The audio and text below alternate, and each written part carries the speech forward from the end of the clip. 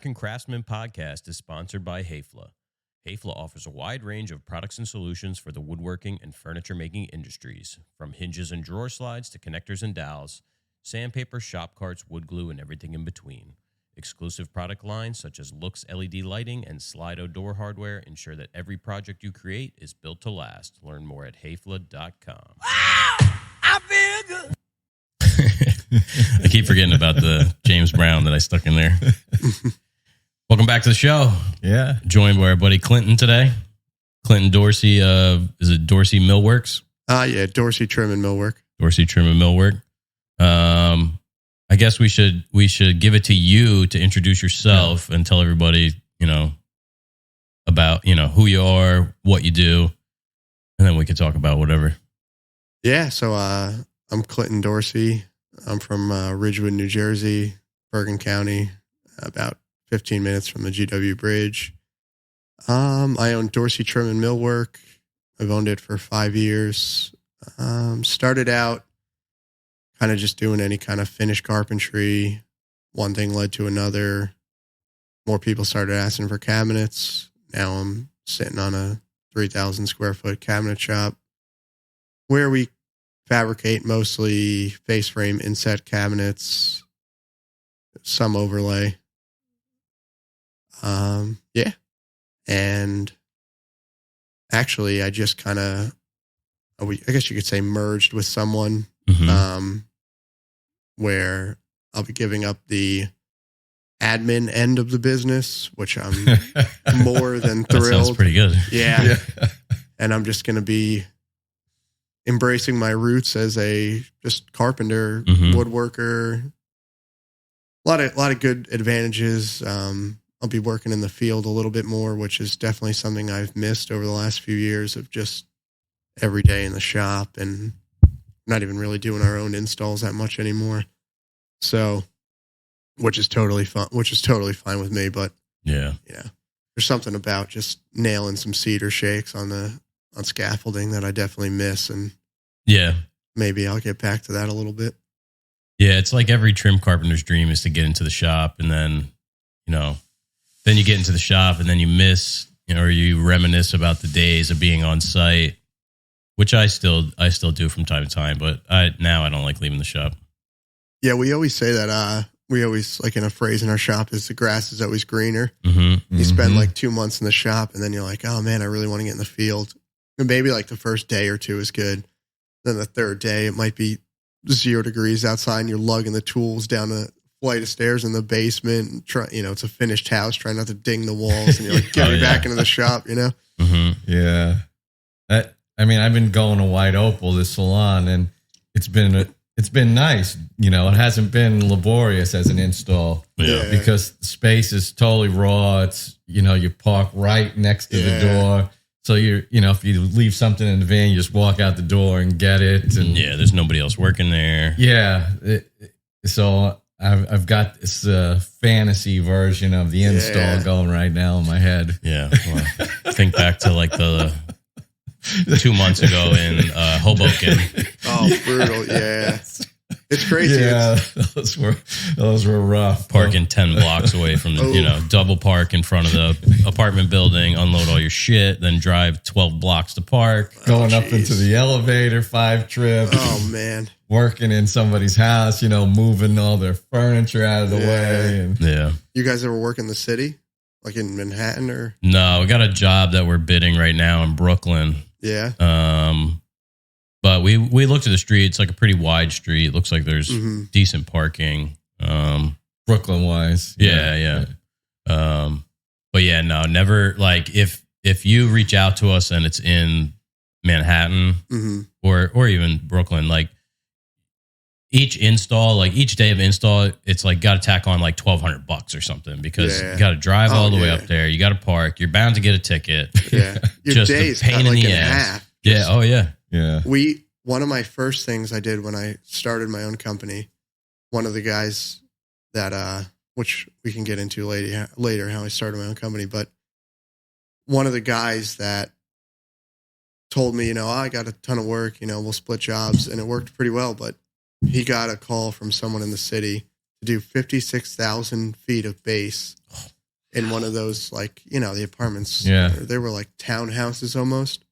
So we were like, all right, you don't have to pay us for one day. We'll come in, we'll assess the situation, see how it is. So we got like a little Honda Odyssey, filled it up with a couple chop saws and whatever we needed. Holy cow, man. That was the worst. We picked up and left it maybe 2 or 3 hours after. The base was 12 feet styrofoam. Oh, and it wasn't, you know, like it wasn't square, meaning the bottom might have been 3/4 and the back had like a 5/8 piece on the top and a 3/8 piece on the bottom because they needed to like run conduit behind it. Oh, so there's no, you need some special fence on your thing. Every single thing, you had to set up a special fence or, you know, compound bevel miter cut it, every single piece, 12 feet. They wanted it scribed to the floor. Ooh, meanwhile, fuck that. It was like the Serengeti. I mean, there's hundreds of people running in and out of this place. There's like kitchen installers. The elevator, you got to wait your turn. There's like a big, and we just couldn't. We were on like the 3rd floor. So we just trucked all this stuff up the floor. We worked for like legitimately like 3 hours and just said, there's no way. Not worth this it. This would be like $1 million. They probably found some guy to do it for like next to nothing too. Oh yeah, absolutely. Out of his pickup truck. Yeah. Not even. He's taking the train. They had one in there that was done already, and that was like the show sample. So, you know, whoever did it did a pretty good job. Like it was cut to the floor and everything, but and it wasn't like like there was no, you know, you got 4 walls in here. Like there were closets in and out, you know, bump outs everywhere. You're like, we got to run some pipes here. Just put a little chase in the wall. It was insane. Yeah, I don't like going to the city. I'm not into the whole scribe to the floor thing. I like the look of shoe molding. Like everybody on Instagram hates it. I think it's a Northeast thing. Like if you go into all these historical homes, they all have shoe molding. Oh yeah. So all the custom homes that I worked on when I was a trim carpenter, we did shoe molding on everything. Instagram has definitely like made my job a little bit harder with the you got to scribe this like fascia to the ceiling and not add another piece. Like the ceiling's a little, like we did one job where I was like, you're going to notice everything now that you put this piece of scribe molding up to the ceiling. Of course, there's like a giant, no, it's a new house. It's framed right. Yeah, right. Like there was a giant hump in the wall. We're scribing it to the ceiling and you just see a big.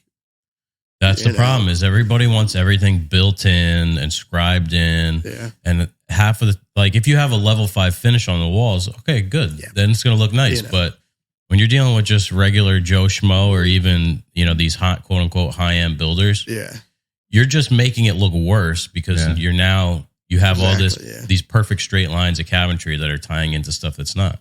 Yeah. So we just did this mud room. I wonder if we had any of that here when you were here. No, probably not, because that was a while back. Mm-hmm. We talked about it on the podcast, but Clinton bought the old edge sander that we had. Love that tool. We use it for that. We've given it like 1,000 names, like the Dowel Maker 9000. Actually, we have some belts that we found. Oh yeah. So actually, I'm going to set a reminder. It's the best pencil sharpener in the shop. It sharpens like a shank. Remind me in 90 minutes to get the sanding belts. What the hell was I saying? Oh, so we did this built-in, and originally, you know, they were supposed to build this mudroom like whatever, let's say 120 inches was supposed to be the overall length. So we had like 1.5 inch fillers, which is standard, like, you know, that we're going to terminate into the walls. But it was never supposed to go to the ceiling. Like I put in the thing, crown molding will finish approximately 2 inches from ceiling, just because of that reason. Yep. You know, especially crown molding when it has like a 1/4 inch fillet in the front. Half the time it's fucking gone. Yeah. So they ended up making the mudroom like 128 inches long. Oh boy! So the client, you know, texts me and says, "Oh yeah, the room turned out bigger than we thought." So I'm like, "All right, so we'll just put finished end panels on it, you know, so it'll just be like sitting, you know, and have like 4 inches on either side." Okay, yeah, that's fine. So we install it, and then like 2 days later, I get a text like, well, my wife and the builder, they think it looks like something that we just bought, which we've gotten this fucking line so many times. We're like, it just looks like, if it's not built in, it looks like something that you just bought at the store. I'm like, what store are you buying this? Yeah, exactly. You know what I mean? Yeah, it's crazy. Raymore and Flanagan. Yeah. Clearly it's not from a store. Bob's. Yeah. So we ended up having to make these 4.5 inch wide fillers for both sides, and then like a fascia. So now they're going to run the house crown around it. Oh boy. Yeah. So even like when you try and avoid having to do that, now that's what they're, So I guarantee you that the fascia is going to be like the reveal is going to be all cockeyed because the ceiling's not going to be level. And And then. Oh, I was going to say, the kitchen that's on the side of that guy's van? Oh, yeah. There was like a 3-inch from like the tall cabinet on one side and the other side of the L of the kitchen. It was like a 3-inch difference. And I could barely get the tall cabinet up and the other cabinet's like down where it should be, 4 inches off the ceiling. And it's like, because he was asking me the same thing, can you run them up to the ceiling? I'm like, look at this. Yeah, it's this already looks bad. It's going to look worse when we... It's 4 inch, 3.5 inches of difference. And then you can get into the nightmare of rolling the crown, which is just, oh man, I spent a lot of sleepless nights on rolling the crown. And I used to have some builders that would call me and be like, the ceiling is so messed up. Can you come and like try and do what you can with the crown?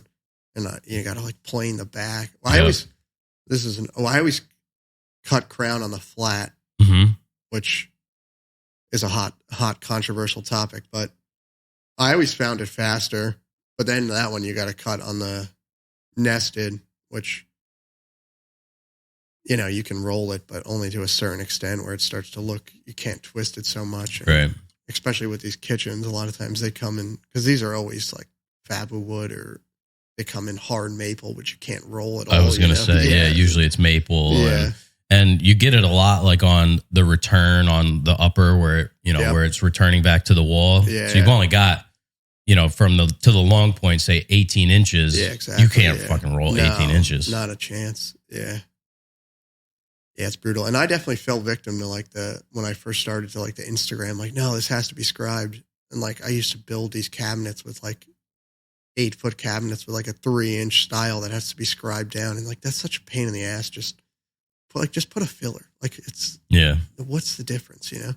No one, we like to put like a little detail on the end of our filler, like where if cabinets are going together to make it look more like a design almost, sometimes we'll put like a little wrap, some people call it's like step back a little bit.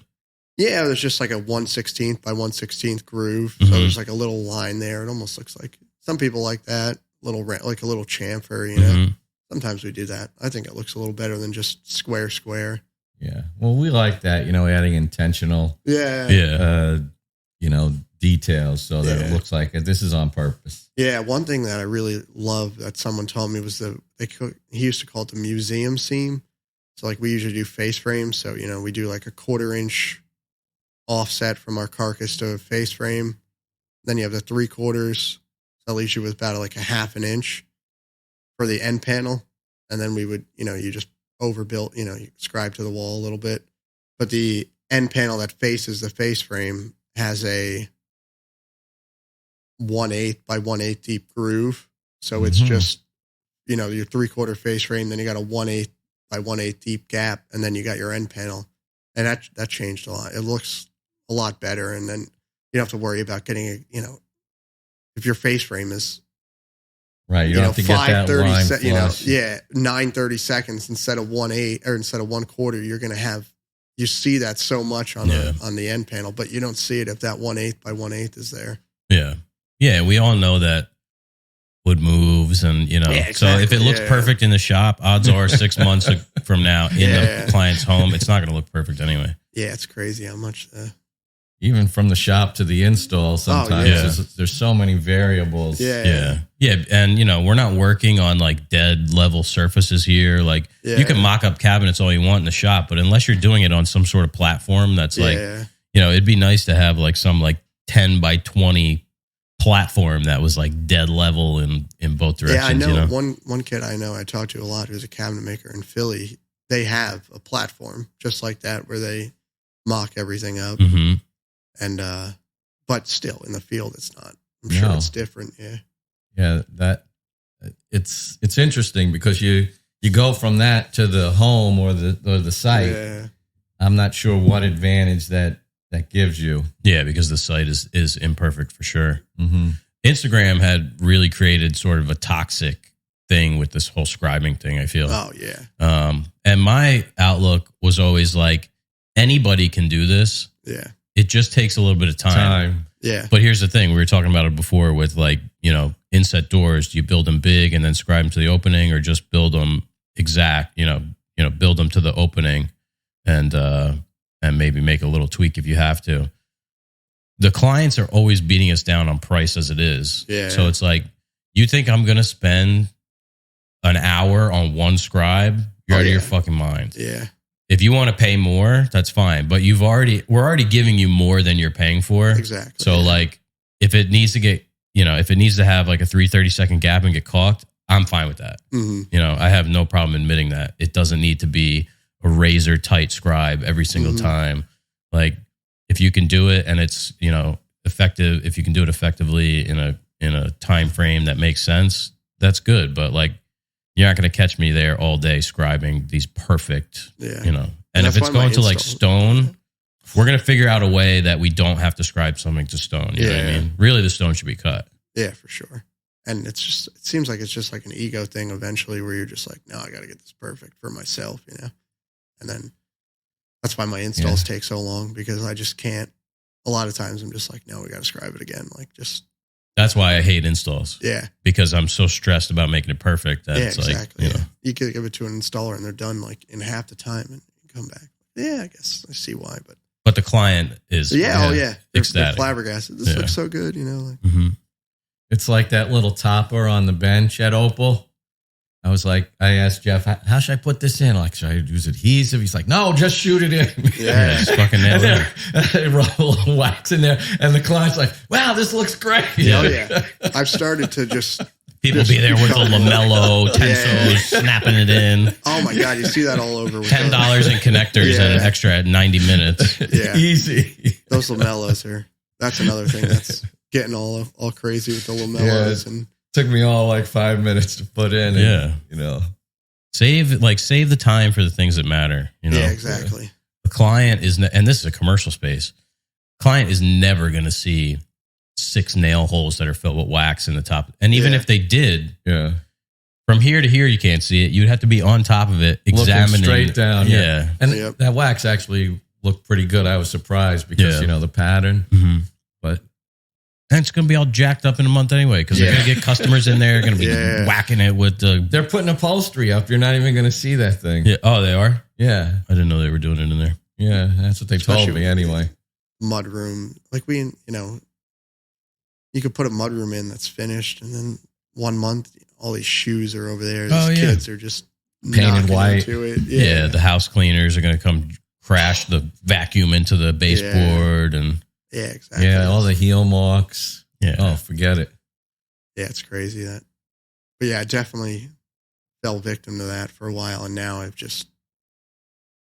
realize that it's just an ego thing, It's not worth it, and it's just for yourself almost. It seems like the client's expectation is so much lower.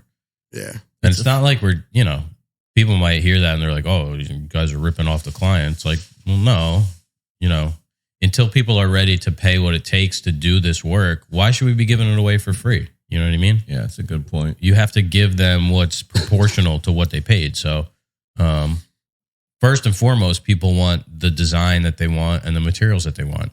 That takes precedence. So you want us to paint this? That's a time-consuming and expensive process. So you're going to have to sacrifice somewhere else unless you're willing to spend more money. Mm-hmm. You can't get everything.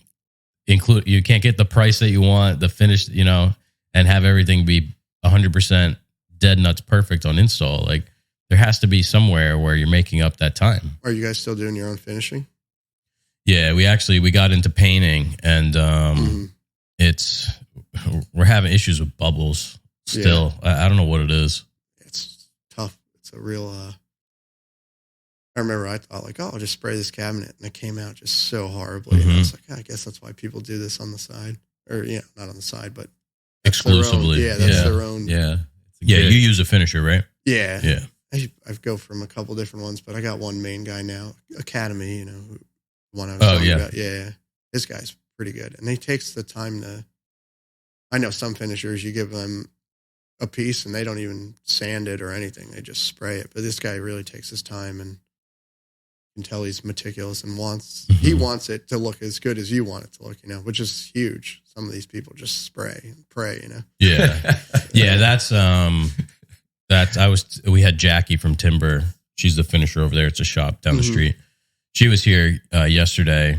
I asked her to come by and help me out trying to figure out this finish with this new turbine and everything. And how was I going with this? I was telling her, like, I'm at the point where I know too much, but I don't know enough. It's like in the beginning, I sprayed a bunch of stuff and got pretty good results. And it was just like total luck, it was a fluke. And then I learned a little bit more. And now I think I know too much. So like I'm introducing too many variables because I'm like, I got to tweak this. I got to tweak that. I got to do this way. And it's like, you always hit that middle point where you haven't reached the point of knowing, but you know too much to like just get dumb luck and be able to do it. And do you do it because you like to do it, or is it the price? Because it's pretty affordable to get. I mean, like if I sit down and break the numbers, like there's no way I'm going to get one to pay my guys to spray it, two to get it good enough, and three, like if I just send it to the guy, like it's a set price, and if something goes sideways, it's his problem. That, and it's better and it's cheaper, like because for me to spray it, it's going to take way longer and it's not going to come out as good. But you do it. But I've always dreamed of keeping it in house because one, for the timing, two, you're always going to get if you spray your own stuff, but it's kind of like the install, like at what point are you just over complicating the process? Sometimes it would be good to have almost like a objective person spray it or install it because they're not spending an excess amount of time on something that doesn't matter, Yeah. I think it's a combination of factors. It's, we've looked to try and find finishers in the past and haven't been able to find them. That's a real problem because there's not especially like around here, like maybe up by you, it might be a little bit easier, but like this is like a wasteland for shops, for that kind of thing. Finding somebody with the facilities to do it. Yeah. Like we could probably find someone to do it on site. Like if we install stuff in the raw but I think that's just like sort of a flawed system. You know what I mean? Like nothing's getting back primed. Yeah. That's a real hot topic. We do a mix of both painted on site and pre-sprayed. They both have their advantages and disadvantages. I personally like to get it sprayed before. It's less steps. You don't have to go back to do the hardware. You don't have to come back after they paint the doors to adjust them. There's a lot of things that clients don't want to be inconvenienced like that either. Like, we've run that by clients before. Like, oh yeah, like we probably have it like, finished on site. It's like, a good paint job takes multiple days because you're in there priming. You got to let it go, and then all the sanding, all the dust. I mean, the amount of dust that's created just between primer and top coat in the shop is insane. Yeah. So you'd really have to find somebody that you trust. And then, you want to spray high quality wood coatings. Like you don't want somebody on site spraying freaking whatever, latex paint on your stuff.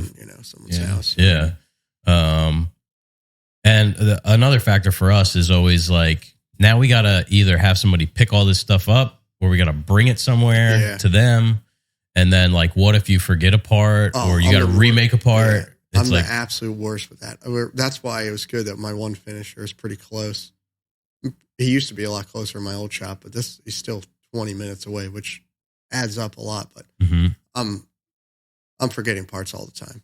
Thankfully, he lives close to where I live, so if I forget something, I'll put it in the van. I'll just drop it off in the morning. It's like you got to not damage any of that stuff and all those trips. So now it's going from here to there, back to here, then to the house. And it's like, it's a lot of trips to not like mess something up. Yeah. It would be great to keep it in-house. And I wish I had the talent to spray, but. I do like it. And it's something now that I'm like determined that I'm going to figure out. Yeah. I've sprayed a few things for myself or just done, if it's raw, stain grade. Mm-hmm.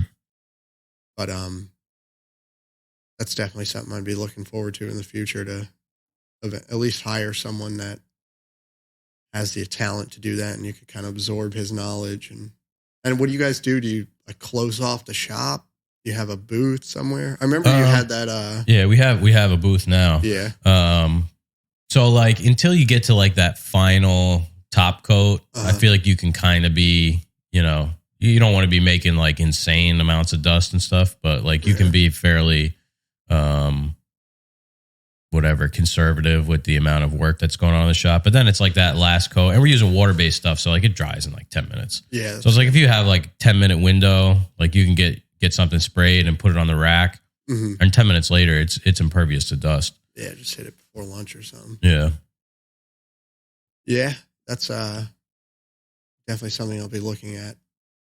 And you guys have a lot better dust collection than I do. My dust collection is really lacking. We just got the individual dust collectors on the machines, but our table saw is just spewing dust out. Like, yeah, it depends on what you're doing. Yeah. It'll come off the top. Yeah, we don't have any, overall on any of our machines. Yeah, I was cutting that particle board this morning to. We're sending back the Monport laser. Everybody, it's finally leaving the shop today between 10 a.m. and 16 p.m. is what they said. Straight from the Chinese email. 16 p.m. That cracked me up.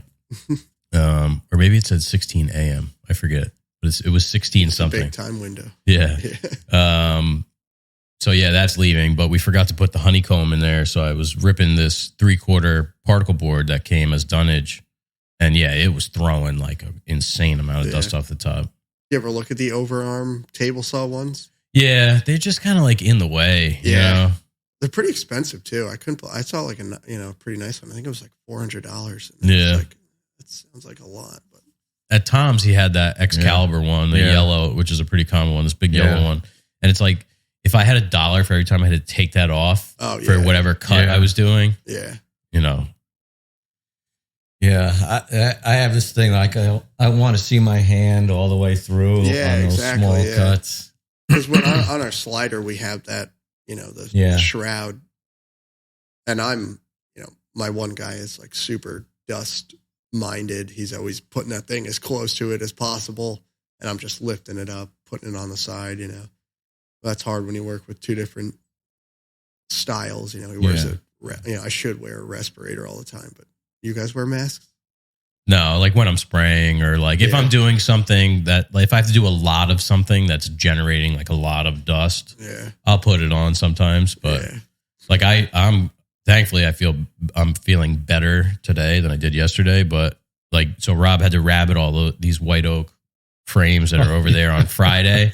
And it was it made a lot of dust. There was dust everywhere. Huge. And like I was getting sinus infection from it, like starting on the white oak's Monday. nasty. Yeah. That'll get to you. White oak and red oak is really, I found red oak makes me. Cedar for me is the worst. Like a cedar will give me a sinus infection if I'm working with it just a tiny bit. Cedar, I was okay. It's weird how some people are different with the woods, but cedar never really bothered me, but the white oak definitely makes me itch too sometimes. Walnut dust bothers me. Yeah, walnut. It's like spicy on my skin. Like the dust is actually, like, I feel like burning my skin.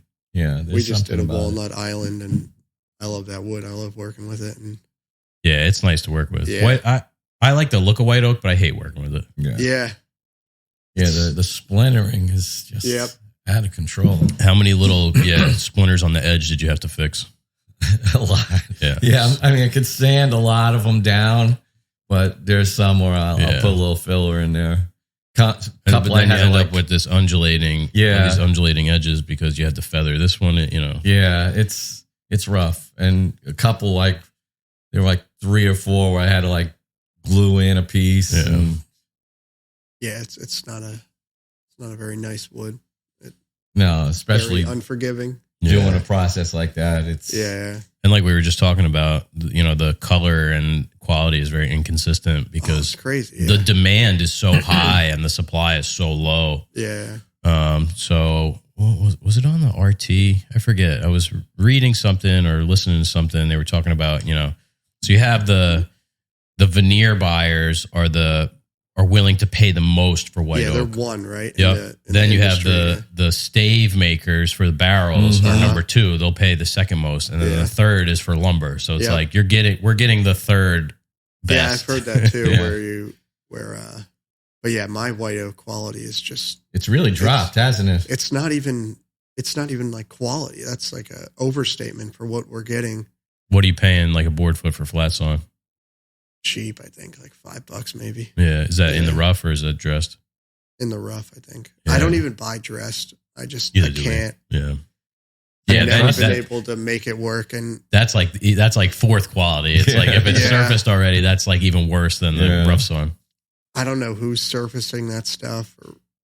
They're just sending it through like war siders, or a double cider, so it comes out clean, but it's still like this. Yeah, exactly. Yeah, and I guess we used to buy S2S for face frames, and even eventually we were like, this is just. It's even if it gets attached to a box, like some of them are, the twist is something you can't fix. Yeah, it's just That was my first lesson as a beginner. Yeah, SLR is nice, so you get one straight edge. Yep. But if you're making like a lot of short parts, it ends up being a lot of waste because they might cut like a 3-inch crown out of this thing, and like if you chop that up into 24-inch pieces, you wouldn't have had to lose all that, But it's a sacrifice of time or money. So, no, I love rough lumber. It's like unwrapping a present. You get to see what's under. Well, I mean, sometimes it's hard because you need a certain look. And like with this walnut one, I had to just discard 30 board feet of it because the color was so different. Yep. And which I didn't think knots right where you need it to be. We got a dark stain, so I don't even think it would have mattered honestly, but.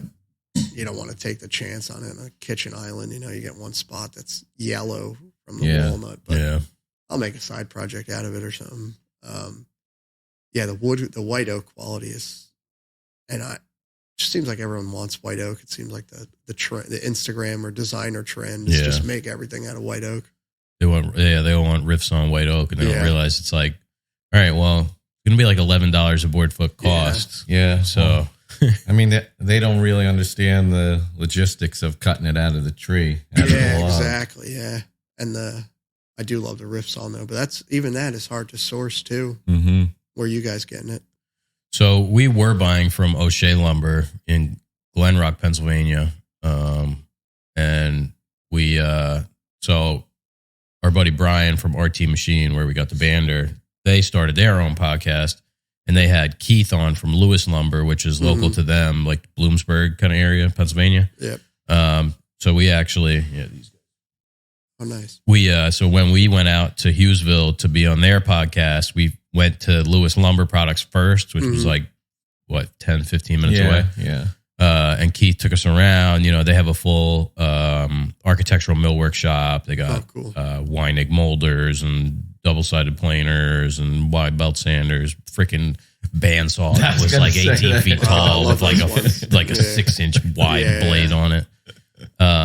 So we started buying from them, and they deliver.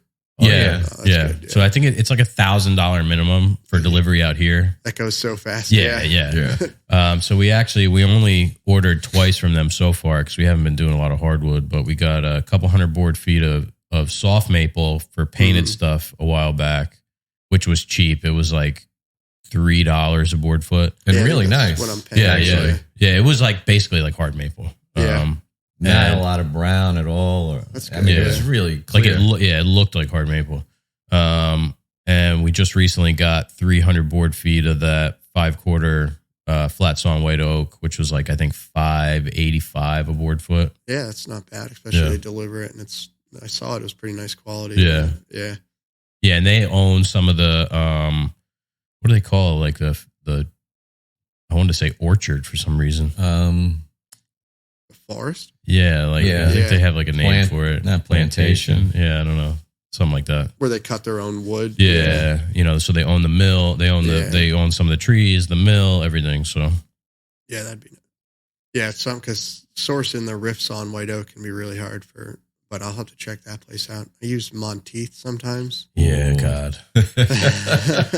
Well, we got flat saw on white oak this week on special for $12.95 board foot. It's pricey, but I don't know anywhere else, you know. Yeah. Well, now you do. And that's far from you. It is. That's right here. Yeah. That's like 20 minutes from us. But I've definitely had to make the trip out there. There's a place by me, Boards and Beams, which makes Monteith look cheap. Oh, I thought they closed for some reason. No, I think they're didn't they get flooded from like they're in that spot. What is that? The Passaic River or something like? It makes sense that they would, but I mean, I haven't been there. One of my guys just went there for a side project to get some pieces. So it's open, but their prices are. That's a racket. Yeah, their prices are insane.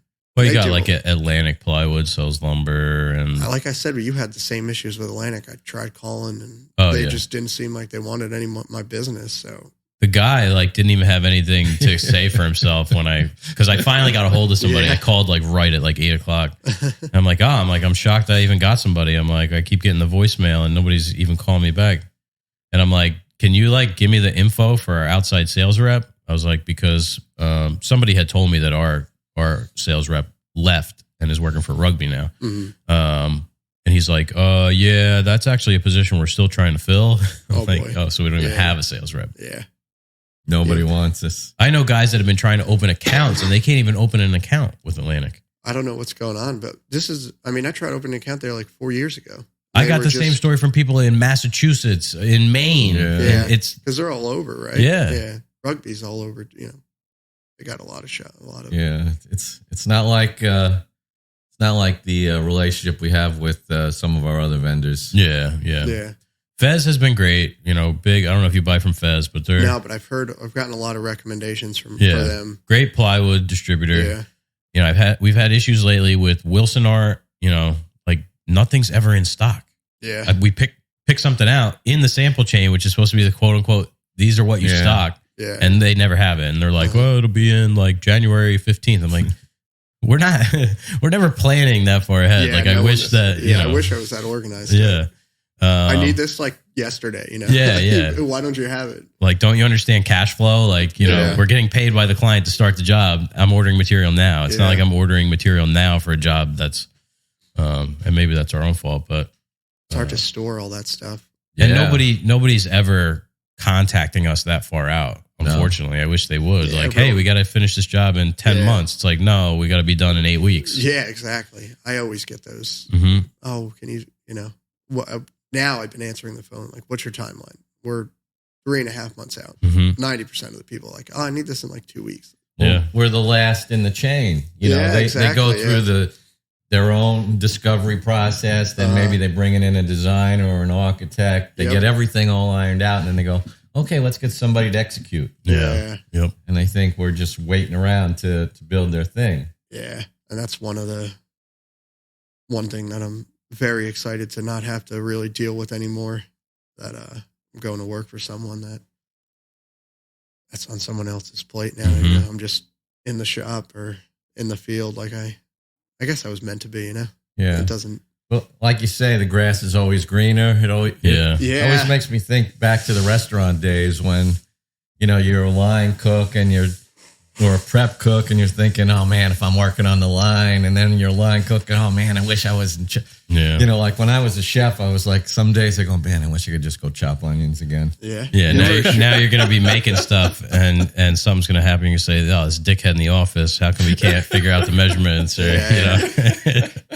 Yeah, of course the grass is always greener, but just I wasn't making it money wise. You know, it's just I just never had the I have, you know, upwards of 300 books on carpentry and cabinet making and carving, and I could sit down and read them. I have like 15 business books. I can't get like 2 pages through them. Yeah, I'm just not. I don't have that in me to sit down and crunch numbers and analyze how the build went. Yeah.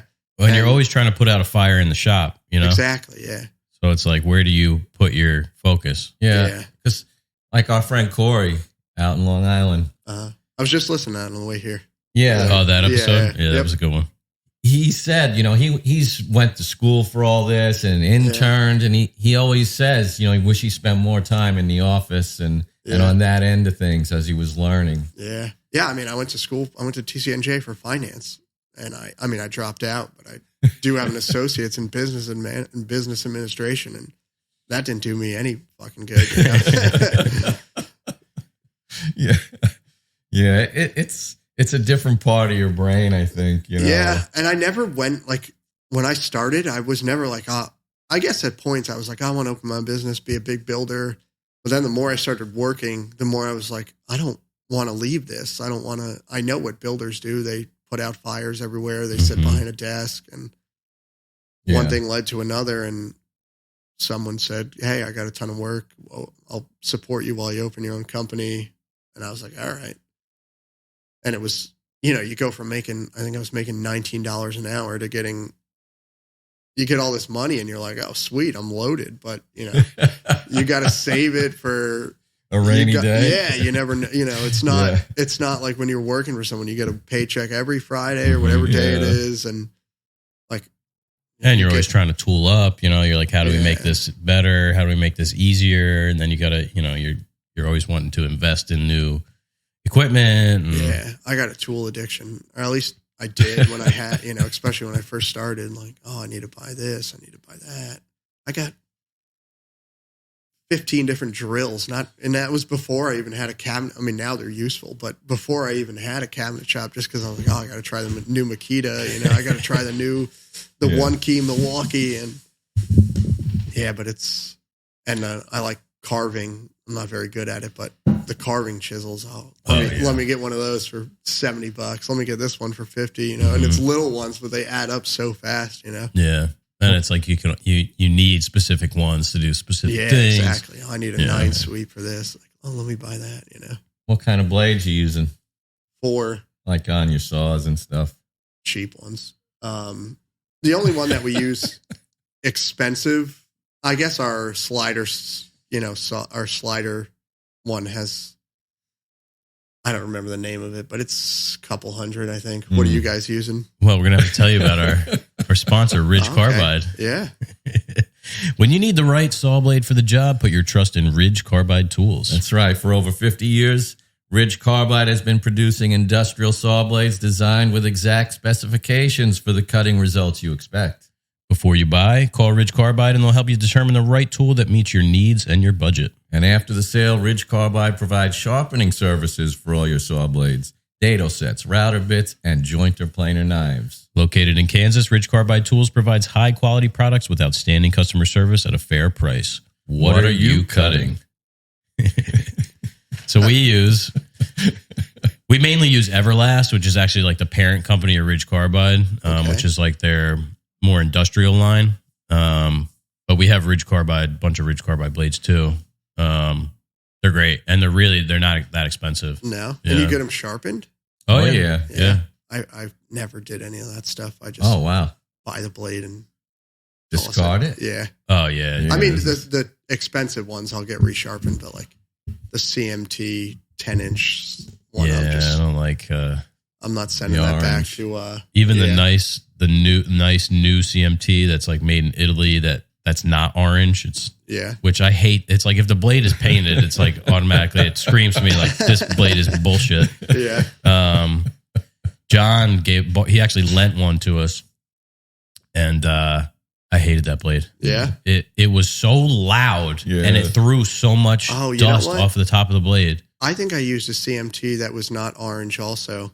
Maybe it was like a chrome finish almost too. It wasn't like flat. And I almost cut myself on one. Is it because first of all, I'm an idiot. I was using that on like a DeWalt 10-inch job site. Oh yeah. It's like, and those could barely spin up that blade. They have like too much power. The only times I've ever almost cut myself, especially when doing trim, you go to a trim job and everyone has these 12-inch DeWalt saws And I like doing shoe molding with those things. When I started, that's all we used. You could cut your sandwich in half with that thing, or a fine piece of trim. DW 716 or whatever. Yeah, that's what we used to have one of those. And those things are like, they have like too much power, which is good for some. It's like a framing saw, Yeah, they buck when you pull the trigger. So much. And the table saw is kind of the same thing. And I was cutting a door, and it didn't have. It was it was getting glass, so it didn't have like the middle panel to sturdy it, I guess. And it just picked up and flew back, and door shattered into parts. Shit. I shot a piece of brass out of the saw stop 2 weeks ago. Yeah. How is that saw stop? Oh, it's great. It's great. Yeah. I've heard mixed things, but it seems like their patent runs out soon, right? Yeah, I don't know. There's been. I know Bosch tried to. And they got sued. Yep. Yeah. There's this new stuff out of Europe where they have like a shaper and stuff that actually stops. I don't know. I forget what it's called, but yeah. So we've tried. That's an industrial series saw stop. They have the professional series, which we tried and didn't like. I would not recommend that saw. But the industrial is really there's so many people who are real butthurt about the whole saw stop thing, which I don't see why. It's like this machismo, like I'm not going to cut myself. I don't need that. Yeah, it's just they think that it's all about the safety thing and not about the saw. Yeah, that saw is better built than the unisaw. Yeah, the unisaw has been the gold standard of cabinet saws for how long? Yeah, I like it a lot more than the unisaw. I'm going to have to try one because I think I've heard the professional one. That's probably the one I'm getting the results on. Yeah, that's not the same as that's the industrial one is 5 horsepower. This is the 3. 3? You can get them up to 10, I think. Really? Yeah. I know they have a 7.5. I think they might have a 10. Those are 3-phase machines. It ever catch yourself or? No, we've set it off twice. Once I was cutting aluminum.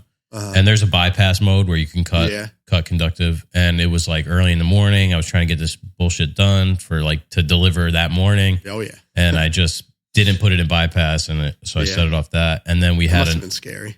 Yeah, it's like a shotgun going off.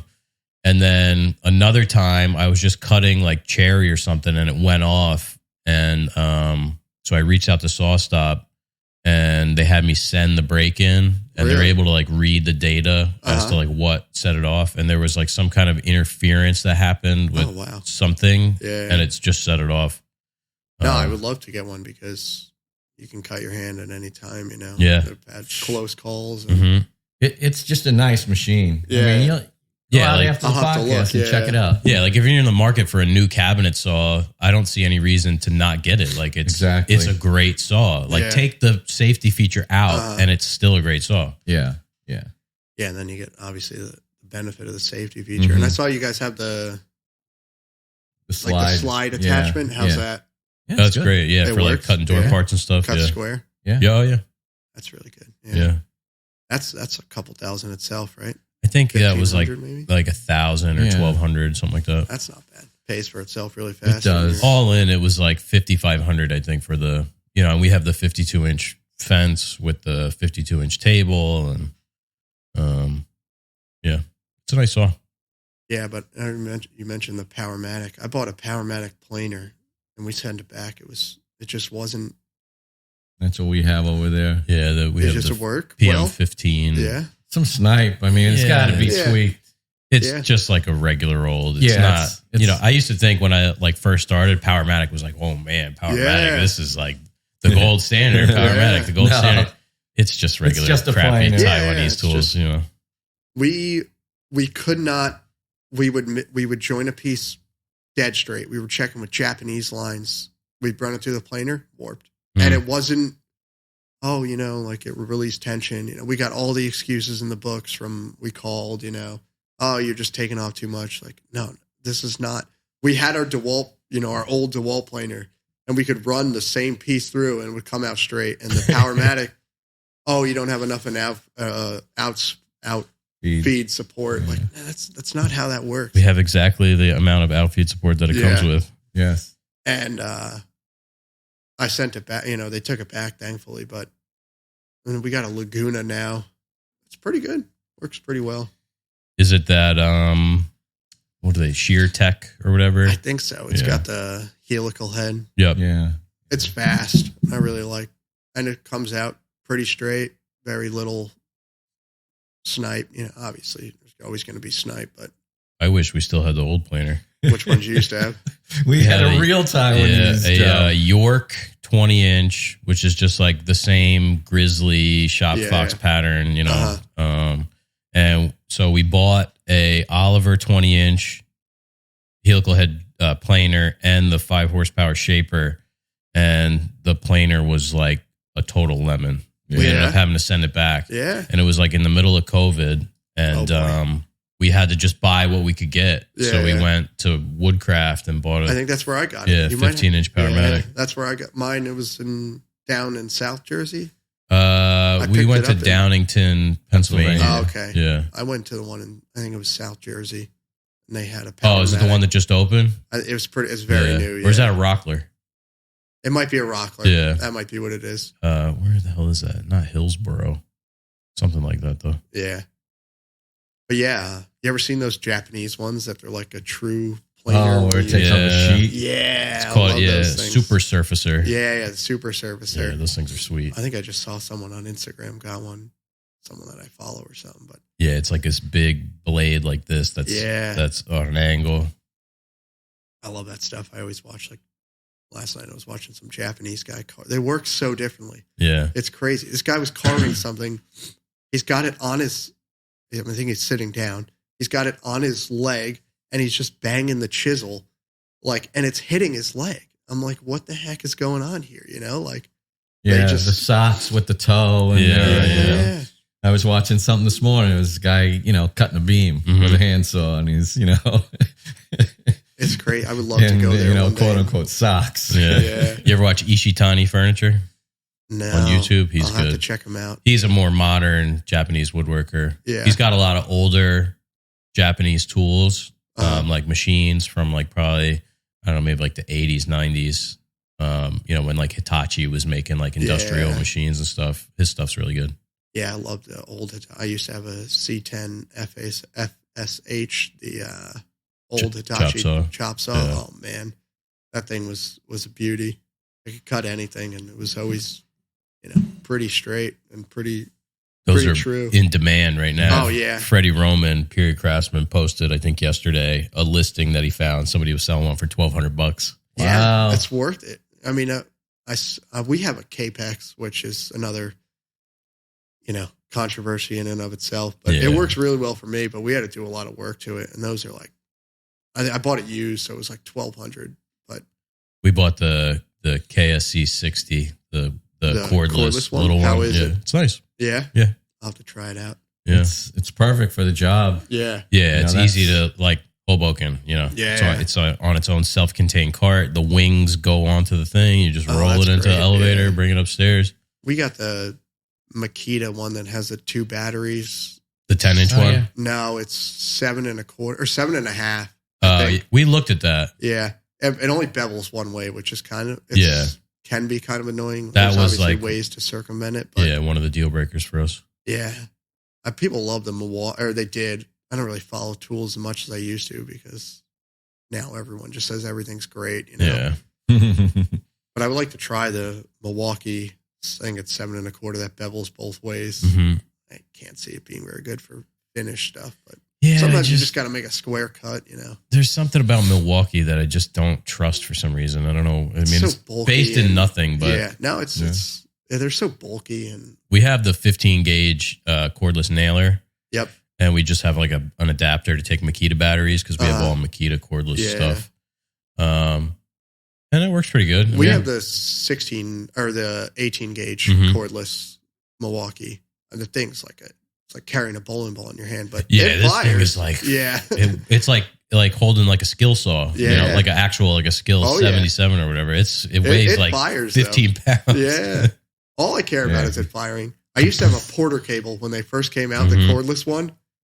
That thing was heavy too, but it stopped. And they used the pinwheel, I think, as the mechanism that you know how Passload uses the gas. They use the pinwheel, so so it's just air. But I like it. I mean, it went, especially for quick install. I got a nail in this end panel. We have the Works pretty Makita 23 gauge, which everybody flames on the internet. Yep. They say it's terrible. The one that I bought years ago, it works great. Never had an issue with it. It'll shoot into maple, into oak. I've noticed there's a lot of one tool could be just built better for some reason. Like it's like everybody probably bought it at Home Depot. I didn't get mine at Home Depot. I bought it from CPO outlets or something. Yeah. Sometimes it depends where you buy it because not all tools are made the same. Yeah. I mean that are the same. Yeah, exactly. And we have that Grex GC 1850 18 gauge. Which that came out. I used to use some of those when I worked for the trim company. Yeah, that came out probably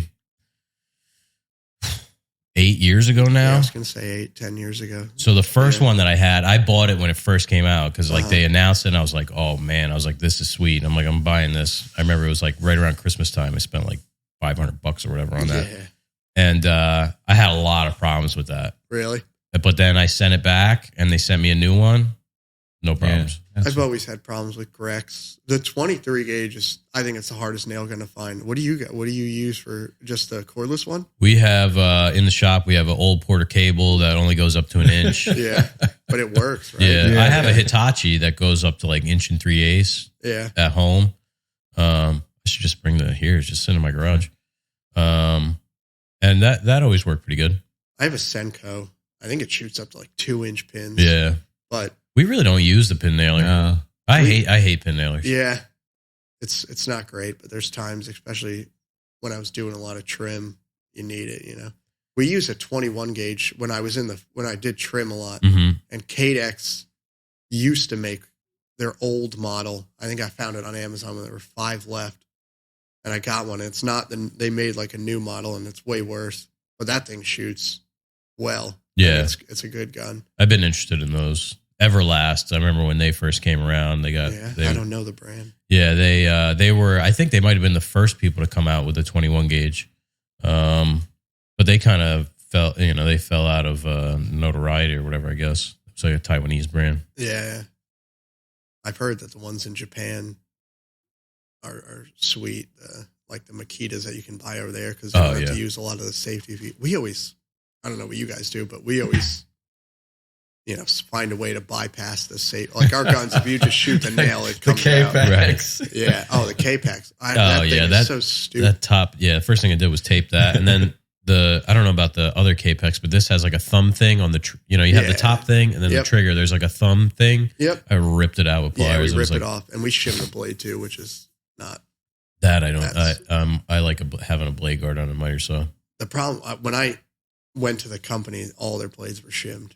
And I actually think it's safer if you learn how to cut with it on like that, but it's not worth the investment of, like, if we have a new guy, I'm like, you got to put the blade down, Yeah. It's just like one momentary lapse of concentration could be bad. Whereas if the blade guard was there, you'd probably be all right. I haven't cut with the blade guard in, it's got to be like 5-6 years now.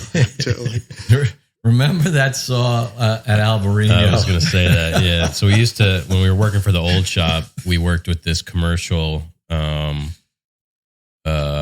GC. We were doing cabinet work for him. And so he had his crew, quote unquote. So there's just basically this one guy, the PM, and he had this Ryobi 12-inch chop saw with no guard. Like, it wasn't even pinned back. It was just gone.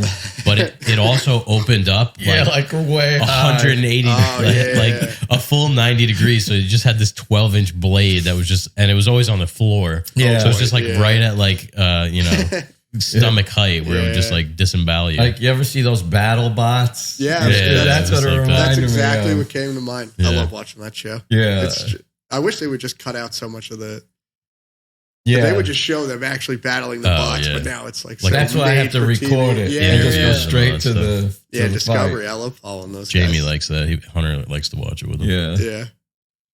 How'd you guys get into this? Well, I heard you were a chef. I want to talk about that.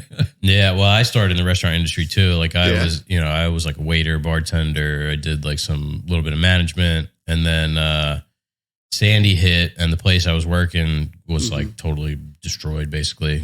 So I just picked up like part-time work back in 2012, and then that was it. It was like. And were you like Greene? Did you like? Oh yeah. No, I had never picked up a hammer. Yeah. What about you? Yeah. I mean, I had a similarly green entrance into it. Just, I was a chef, as I told you, and then I thought I got to do something. I'm getting old. I need insurance. I need all these things. So it's hard to work in the kitchen, right? I've heard it can be. I mean, I really enjoyed it. Yeah. I always felt it's so similar to carpentry. There's a lot of parallels. We talk about it all the time. I've always was like, if I came back in another life, I would love to be a chef. Yeah. So I taught high school, and when I moved out to New Jersey and was just waiting for a job to turn up, and I just started doing, little projects, and I thought, maybe I could do this while I'm waiting for a real job to happen, and I just learned by watching New Yankee Workshop and making like more mistakes than because this is all pre-internet, you know. So, a couple of library books here and there, and try and expand your repertoire each job. And next thing you know, the first, I guess, carpenter job. I dropped out of college just because I got more into the nitty gritty of finance, and I was like, I can't imagine myself doing this my whole life. This is terrible. Yeah, some people are inside folks. I tried working behind a desk, and it didn't suit me. And I was just like, let me try carpentry. And my mom was like, you're not going to like it. And I was like, all right. And I called the local guy that my parents use, and he didn't have any availability. I always loved the ocean and boats, so I actually got a job right around here in Belmar. But the guy had bought water, so we were building docks. And I remember one of the first days, the guy was like, organize the 2x4s, separate them. And I was like, I'm so great. I mean, I remember the day before, my dad taught me, like, all right, here's how you cut with this. My dad's he's not very handy, but he knows at least how to use, compared to, kids, I guess. He's pretty handy, I guess. Taught me how to use like a skill saw, a hammer, and a nail. And granted, I'm like 22. This isn't like I'm like 5 years old. And he's like, all right, organize the 2x4s, the 5/4. And I'm like, I just froze. I'm like, I don't know what any of this is. This is just wood to me. Yeah. But we were building the docks, and I was like, man, I love this. And this is so much better. Like, I felt accomplished at the end of the day. I remember I got home. I've never been that tired in my life. And I'd done landscaping, but like I was using my brain a little bit more compared to when I was just weed whacking. And like a month later, the guy that I originally reached out to called me back and was like, I got a lot of work if you want to come work for me. I was like, all right. And fate. Yeah. Yeah.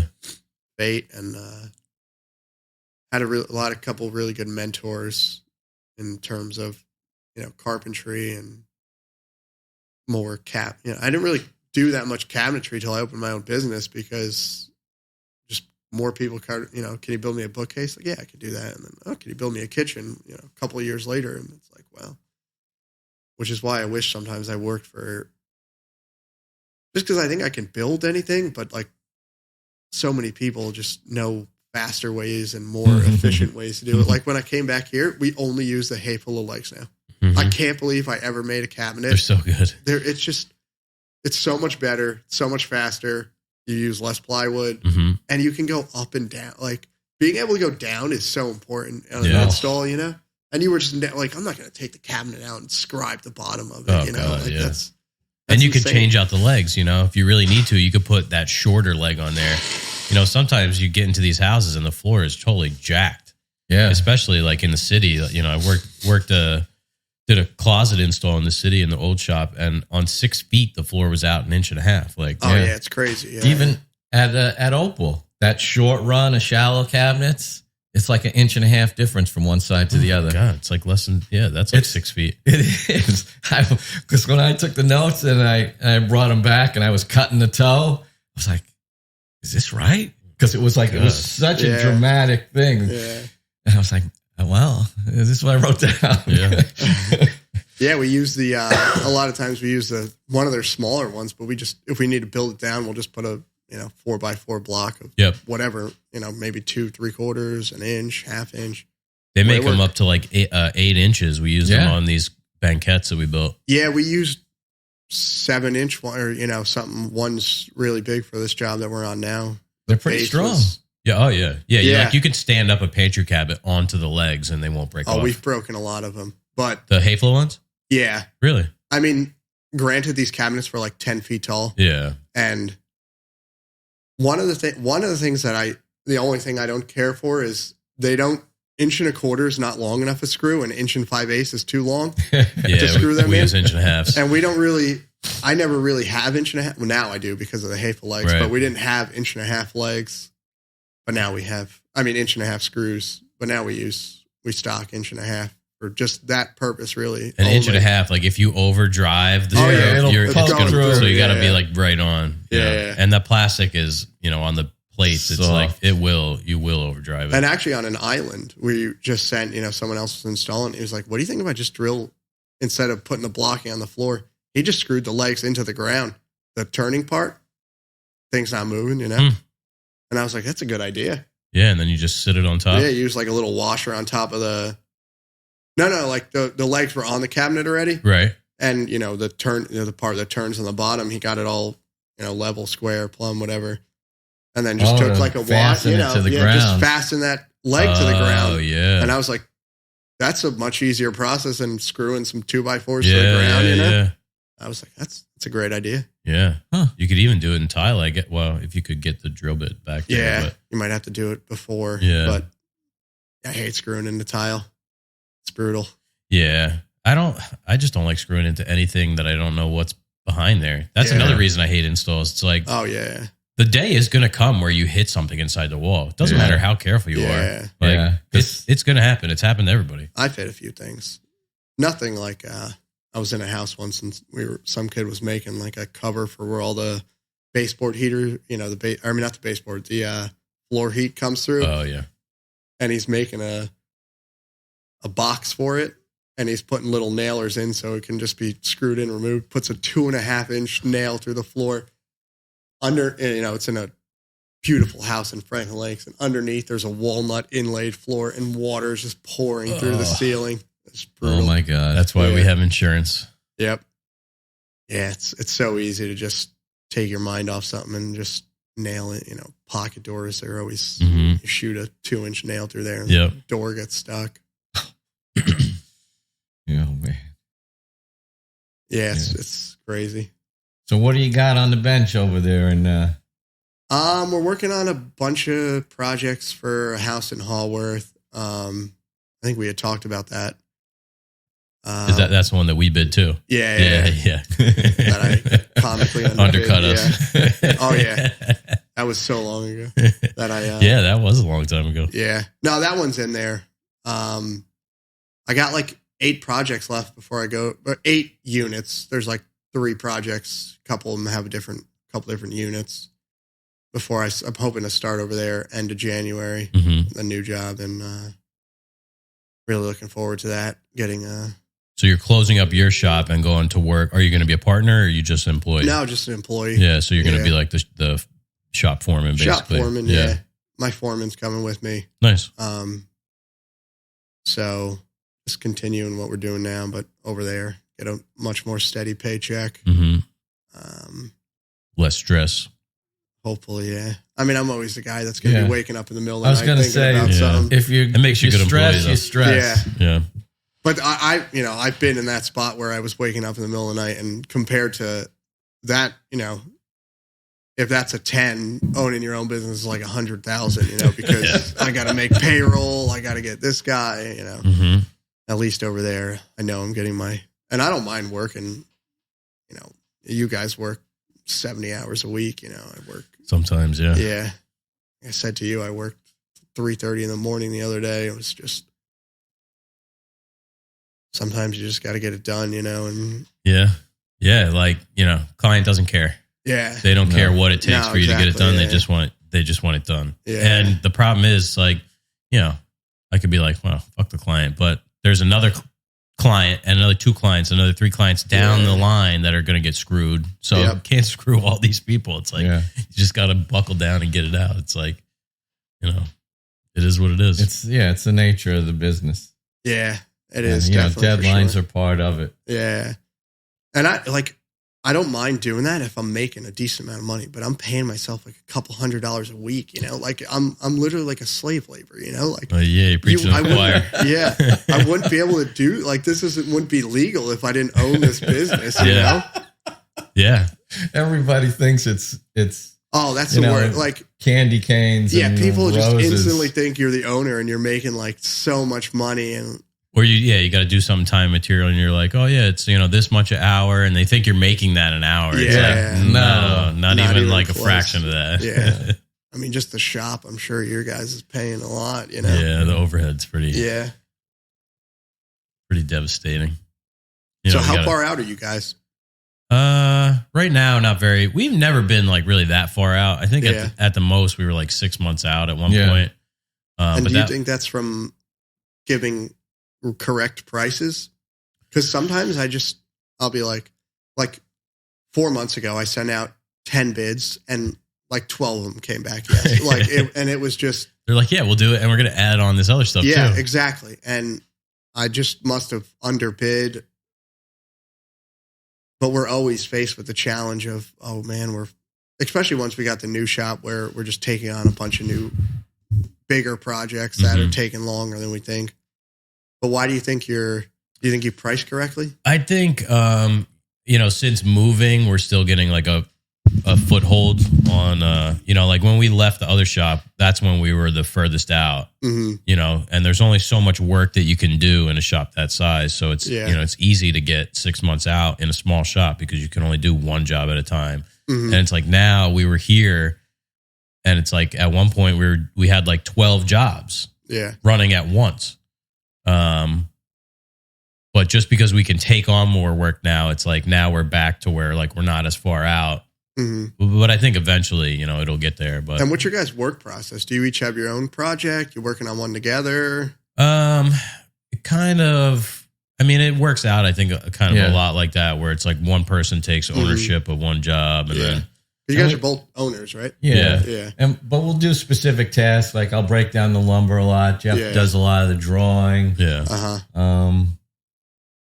He's doing all the finishing. I try to do all the prep work. That's good. You guys have a good system. Yeah, it's good to compartmentalize. How long you guys work together? It's been 4 years in September. Okay. We worked together before that too. For like a year and a half. Yeah, it's real important knowing. My foreman and I worked together for the same amount of time, but I know what he's really good at. He knows what I'm better at. Yeah. Like if something comes in and it's like, okay, we're going to need all these parts. Well, then I already are in my head. I'm going to go break down the lumber. I'm going to go. It helps. Yeah, it's just, you get into a pace of a system of a job, and it's like you just want to repeat, these things. That's like with the boxes, it's like, so we do those salt boxes that are behind you. I think we might have been, I don't know if we were doing them last time you were here, but I think you were just getting the laser. Okay. You just had gotten it, I think. Yeah, now it's going back. You just got it for that? They lent it to you, I guess? Well, so they sent us that, and we were supposed to like make, a bunch of Instagram posts, YouTube videos, and the thing never worked. It's a piece of junk. Really? So it's going to some poor sap in South Dakota or something today. Yeah.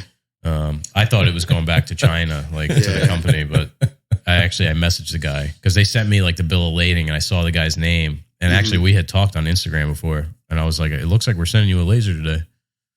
But yeah, so like we've done that now 3 times, and there's all these steps, and it's like what we did in the beginning, we're just sticking with that because I learned how to do this one thing and he learned how to do this one thing.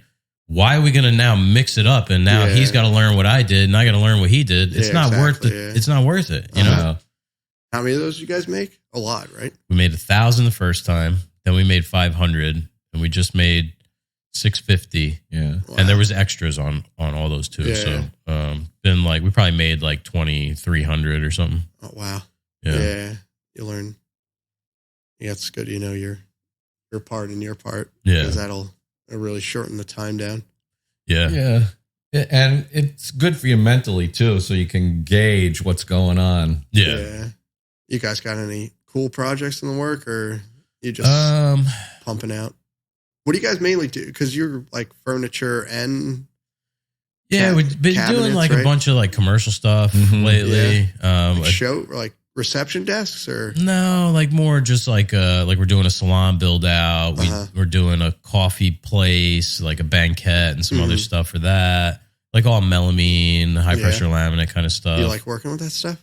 Yeah, it's not bad. You know, it's like anything. You know, I don't want to do that exclusively only that. Like it's nice to do that because it's easy and there's no finishing. Yeah, that's one thing I love about it. But then if you do that for the whole year, it's like you're gonna get sick of it. So now we got this white oak job. It's got a lot of, you know, there's a couple hundred board feet of white oak in that.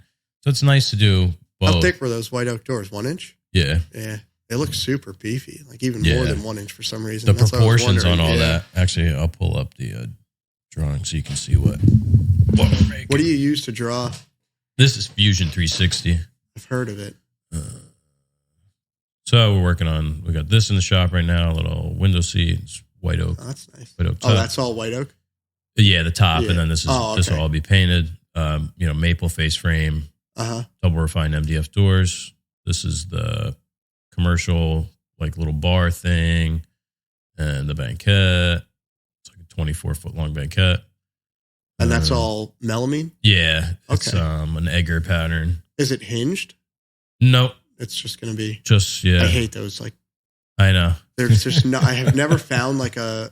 We just use cabinet door hinges. So do I. You know, just put a little return down. Yep, that's exactly what we do. That's it. But I still don't like it. Yeah. It's just because there's a lot of weight, you know. There's so much weight. Sitting on a hinge. There's a lot of... Remember that big oak bench we built? This thing. That's nice. Yeah. What are you doing for the top? This is, I don't even know what the hell these clients, they're, you know, they don't have a budget and they, you know, they only respond to emails like every 10 days. I know. So this project's going nowhere. But yeah, so this is what we're working on right now. Oh, that's so really beefy proportions. Yeah. It's 6 cabinets altogether. And how you just gonna, because I think I saw the doors, but they don't have that. Yeah, not yet. So this is what's just... the plan for those? I think it was this cabinet, yeah. So these are just 1 inch by 1/4 inch. And I'm thinking probably do a half lap right here. Okay. Just because it's going to be easier than trying to put this in and then cut this and cut this and cut this, because that, you know, you're bound to not have nice tight fitting there. And these are will... really nice, yeah. I didn't draw the insides, but these will all be on wheels. And this is like covering up a AC thing. Okay. So there's these 2 HVAC units. Because the lady like can't really get to the window with the cabinets there, so she wants to be able to just like pull them out. That's really nice. Now you design this for them? Yeah. Charge for that? Not enough. Not really like directly, but and then we got this mirror wall that goes. It's actually on this side, but I just drew it this way. Yeah. This is all just white oak. She has these mirrors there already. She just wants something to go on top. Oh, there we go. Oh, that's neat. Yeah. Now, like when you build something like this, does that hit the wall on the right and left side? I made it so that they don't. Okay. So I left like an inch here, figuring that, or whatever, 1 1/4. So I got like a 3/4 overhang on the stone. Made these different heights so that they don't interfere with each other here. Oh, that's right. Because the wheels. Yeah. The stone is never going to be. Everything's got to. Everything's got to be. Well, that helps, you know. Yeah. Because I'm thinking for the install, like, you know. No, they're just going to. Yeah. They're not even going to be fixed to anything. Well, unless, they are. They're going to be screwed to the wall because there's ST8 on it. How do you like Fusion? I only have experience in SketchUp and Mosaic. Yeah, we have Mosaic. Yeah. Fusion's nice because you can draw, you know, this is another thing. It's like a basement. This is, again, it's all melamine. Yeah. Just because, you know, people, the budget. What are you doing in that corner over there? This? Yeah, what's that corner look like? So they wanted this open, which I really didn't want to do. So I figured this will be dominoes, lamellos, something. I've run into that issue too. And then I drew these, which have like a little bit of a taper to them. Okay. Like, you can see it a little bit better there. So this is just split in half. And then I figure same thing, like maybe a domino from here into the back of that and from here into the back of that. Yep. But, you know, it's going to be on the thing. Like that the shelves might deflect. Yeah. This is like Those are long. This is a big span. It's like 50 some odd inches. Can you screw in from the back? 63. Yeah, so that'll help. It'll be a 3/4 inch back. And they're only like 11 1/4 inches deep, I think. What do you guys do for backs? Applied, rabbits? I like applied. Yeah. Yeah. It definitely adds more rigidity, but I noticed on the installs, like if you got a big bump in the wall, you're so screwed. Yeah. And you start with one, you start with the wrong cabinet and you realize the bumps, Mm-hmm. you can look a little bit, but apply, we used to do dados, waste of time. Then now if we do them, we do the rabbits, which we just set up the dado blade on the dado stack on the saw and run them. We like that. That works pretty well, but applied is really nice. I just like when I see this, I get worried. Oh man, what's a wall look like? Yeah. So that's why we just like cap everything with a friggin' end panel. Yeah. So that's got a panel there and a panel on the inside. And you leave those pretty long. Oh yeah. That's nice. You have the edge bander because some other bullshit that we're. Yeah, I mean that's the other thing. We got that edge bander, and it opened up. You got to put it to work. I mean it's got to pay for itself. It's, $1,300. It's got to make $1,300 a month. Wow. Yeah. It will. You just got to get the jobs right. Yeah. Right, and you can't get the jobs without the edge bander. So we got a little Moxiwa. Yeah. That just it applies it, but it doesn't cut it, and we use the Festool. Yeah, it's MFK. It's just such a time I mean, it comes out all right, but it's just. We had the Moxiwa Flex, CBC Flex. It's like the small edge bander. Yeah. That it comes with like this little table that you sit it in. But we had a lot of issues with it. Ours works well. Yeah. And we have our sliders Moxiwa. Mm-hmm. And that works. I mean, you can't expect it to work like an Altendorf for it's $10,000. Expectations are everything. It cuts within a 30-second a square for a big sheet. It works. We worked in shops where no cabinet left the shop square. But you make it work on site. And especially with overlay, it doesn't really. Yeah, Yeah, I hate overlay cabinets. You guys like them or? I've always had issues with those. They've grown on me. They're growing on me. Yeah. I think we just did a nice walnut vanity, and it was all overlay. And it looks maybe even nicer than an inset one.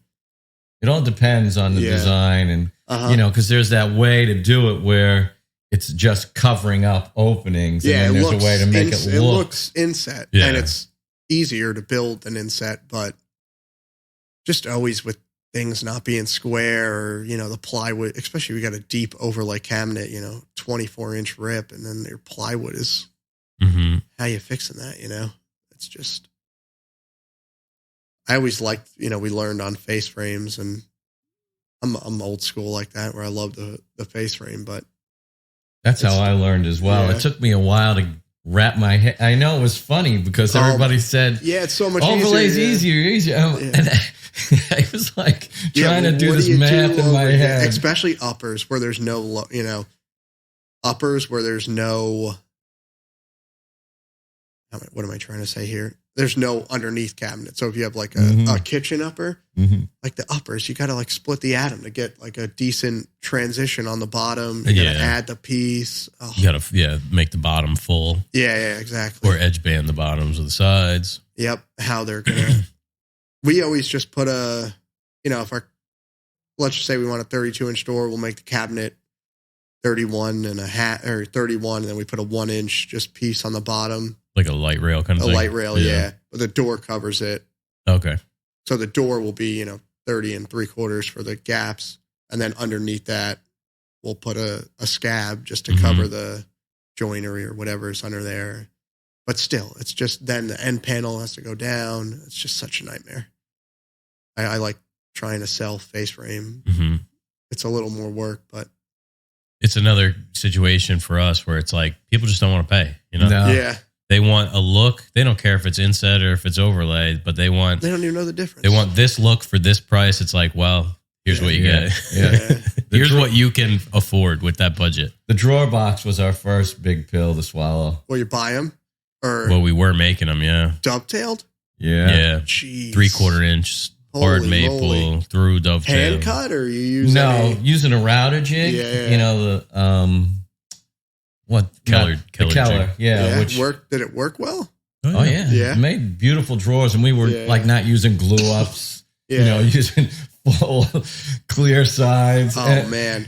People, they don't care if it's finger jointed birch. But edge band the sides, pocket screws. Yeah.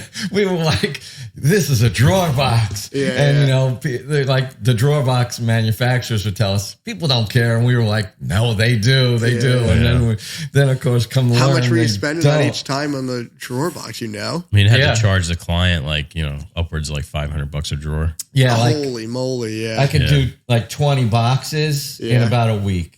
Yeah. I remember like because start to finish, milling it, finished, you know, sanded, you know, and that's a finished. lot, you know. I remember I was doing some all hand cut, not because I was like pure and cutting them by hand. I just didn't have the jig or anything. Mm-hmm. And each side takes like 30, 40, 50 minutes, you know, depending on.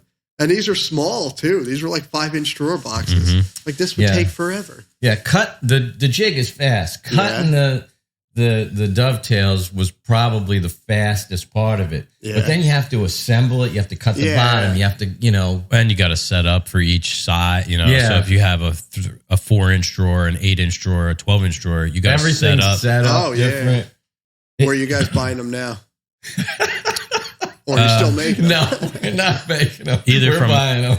Hafla or NJ drawers. We use NJ drawers. Yeah. They're fast. You get that big, giant dude who comes in with I love that guy. Carries like 20 boxes on his shoulder. I actually went to their shop on Monday or Tuesday. It was a cool shop there, and it's just like they got, you know, those big racks, and they're like 4-inch drawers, 4-inch, 5-inch, 6-inch, all the, you know, stocked ones. They're pretty good, and they're fast.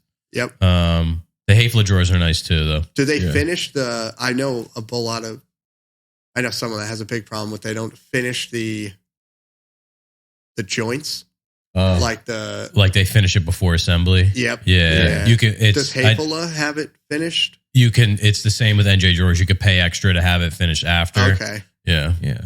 Which, depending on the job, is worth it. You know. Yeah. Like for the Hamptons job, that's what we did. Is we had, you know, But there's nothing like cutting dovetails. I love it. You're getting that, you know, nothing else. It's like carving, you know, nothing. You're just doing that, and nothing else matters. You know. At first, using those drawer boxes, the Balt ones, made me feel a little. Yeah, you definitely. We started know. buying our doors a year ago, and that was a tough pill to swallow. But we started. Now doing it's that like, oh boy, I know you guys who do you use for doors? There's a local guy by me that has a CNC. Okay. Wood Tech, and he makes, you know, one piece. Plum Creek is the You got to hit up our boys down at New Doors. Yeah, they're good. Yeah. They're cheap. This guy works out to be about $20 a square foot. Yeah, we don't say cheap. We say inexpensive. Inexpensive. Is he using the good Weyerhaeuser double refined MDF? I don't know. He uses Plum Creek, whatever that is. I don't know what that is. Yeah. Yeah. Do you have to do anything to the edges before you finish them? Yeah. New Doors. Like you have to like. Well, glue, we always you got to remember we always order them big, so we have to cut them and then they sand them. Yeah.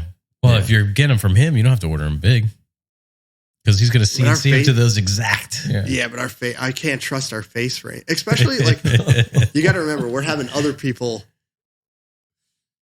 If I was making not even me, you know, like I can mess up too. But if it's like a 30-second off or I screw it in, you know, then now my openings, again, it's all in my head, is a little bit bigger, you know. But no, we always order them big and cut them. Oh man, that seems crazy. Yeah, then you might as well just. I don't know. It's still remarkably cheaper. Yeah. I don't know what his doors are pretty inexpensive. Yeah, I should say. Yeah, inexpensive. Yeah, we got a new door. Yeah, I gotta check it out. There's one down to your left too, under the tape, by your left foot.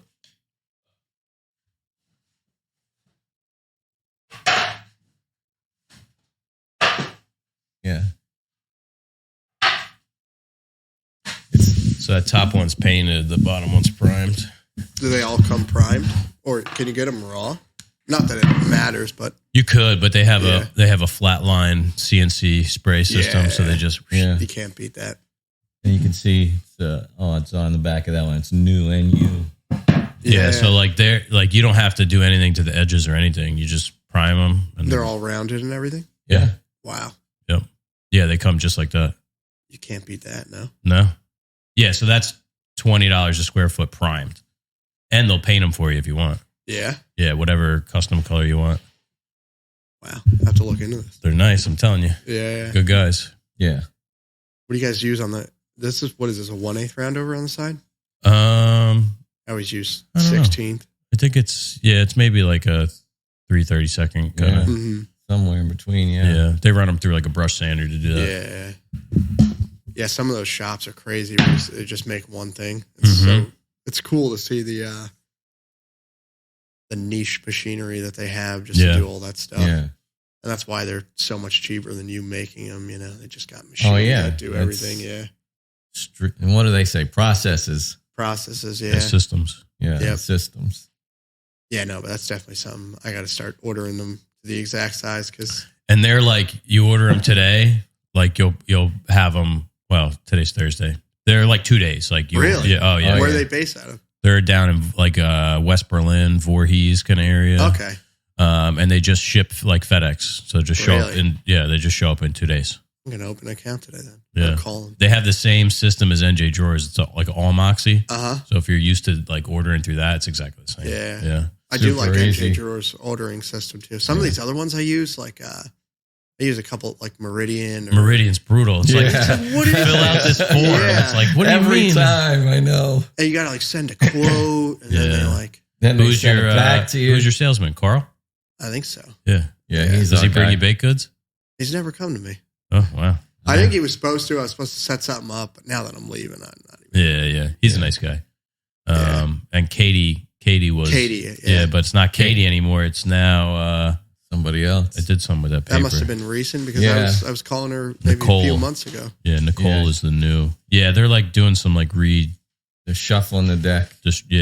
Something. But their ordering system is so confusing. Like to get a shaker door, you gotta, like I said, split the atom to. Yeah. You gotta add a profile, then subtract. MRP 10 with a 5/16 edge, exactly, and I'm like, yeah. Can we just get a shaker door, please? Yeah. I love the NJ Drawers one. That's all Moxie. Is that Yeah. what is that, the program that they use? Yeah, it must be like the e-commerce like post or whatever.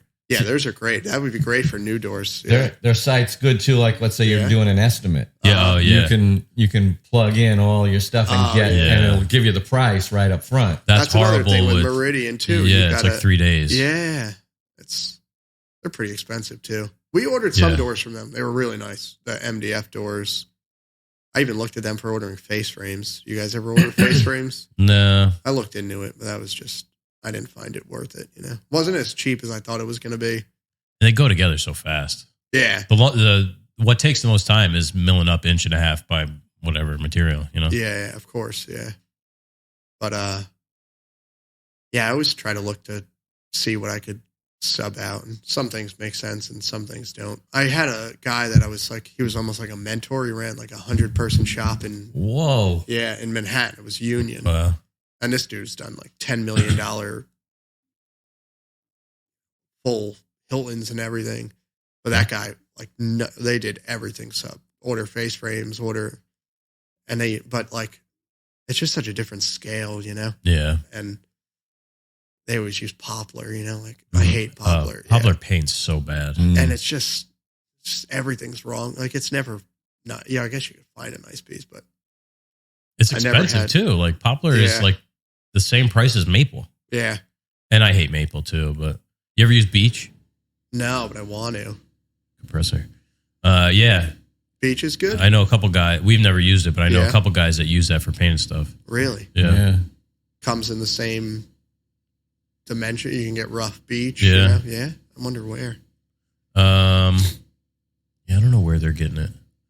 Yeah. One guy is up in Massachusetts. The other guy is Justin De Palma down South Jersey. I think. Yeah, I think I follow his Instagram. I don't know where he's getting his lumber from. Maybe like McIlvain or something. Mm-hmm. Yeah, we did a mahogany door. I think they painted it Mahogany's nice too. It's not that expensive either. What are you guys paying for mahogany? I think it's like. What was that African mahogany that you bought recently? That's a little more expensive, right? Or Sapele. Yeah, Sapele you pay like $6. Yeah, I think I'm right around there. Yeah. Sipo we've never used, but I think that's probably about the same. Yeah. I think the African was a little more because that was from just like a local place, like maybe $8 a board foot or something. Yeah. But it was 8/4 and it was at a local lumberyard. Yeah. I like using Sapele. It works. And it's like dead flat. Dead straight. You get a 10-inch wide board that's 16 feet long. It's one pass on the joiner and it's flat. But it will move. Yeah. Oh, it's weird. It's flat, but then you face it and plane it, and then like you come back and it's like got this like what the hell? Yeah. We had a piece that would just like kept moving and it contorted into some wild shape. Yeah. Do you ever just get a board that won't get straight? Mm-hmm. Yeah. Oh yeah. It's weird. Like why no matter how many times you run it on a joiner, it's just not. Yeah. They say like whatever shape the tree was in, like it just wants to go back to that. So if it was on like a hill or something, I mean, it's just like a bad piece of lumber that never should have been milled into. Yep. Yeah. But they don't, whatever, they don't care. What other woods you guys like working with? For me, cherry is top dog. Cherry? That's the best, yeah. It's hard. I'm not a finisher, but I always found it hard to get it always seems blotchy. Yeah, you got to just use the oil. Yeah. And a lot of times the blotch is like figure, Yeah. Like it's some chatoyance that just looks, blotchy sometimes. But yeah. Cherry's your favorite. What about you? I would go there too. I saw you guys did some cherry stuff that was really nice, right? We've done a lot of cherry. We always push cherry. It's so cheap. It is, right? It's so cheap. How much is that a board foot? Oh God, $3 less. Yeah, one of my guys did a side project with cherry, and it was really cheap. It looks so good. Yeah, I'll have to start using more cherry. Yeah. Push it a little more. I like it. Yeah, I like how it works with other woods too, like both like nice maple and walnut as accent woods. Yep. Yeah, we're mostly cherry, walnut, white oak. That's the top 3. When I carve, I use a lot of basswood. Yeah. I wonder how that would be to paint. Yeah, I don't know. It's so it's soft. You look, really you look at soft. it, it'll be dented. Yeah. Yeah, it's fun to carve with that stuff. It's so it's the queen of the carving woods, they call it. Yeah. Oh yeah. Yeah, what Tupelo is another big one, right? I think that is the same. It's I think it might be from the same tree. Okay. I'm not sure. They call it something. They call it limewood in England. Oh, okay. I've heard that. I never knew that's what. But I think they're from the same. I don't understand the science behind which tree it is, but I think they're like the same tree. Yeah, because I watch a guy that makes like fishing lures. Oh yeah, and he uses a lot of times. He's using basswood. You go fishing a lot? Not as much as I used to, but try to. You're right near the ocean. Yeah, you should get out there. Yeah, I used to go a lot too. Mm-hmm. I love fishing. Well, when you own a business, it's like, well, no my time old for man anything. And I got a plant. We're going in hopefully March, but we got some big bluefin out here right now. Yeah, yeah. I really want to go to the Azores. I'm trying to. Oh yeah. I'm trying to. He'd be down, but we're looking at flights, and it's like every layover is like 10 hours.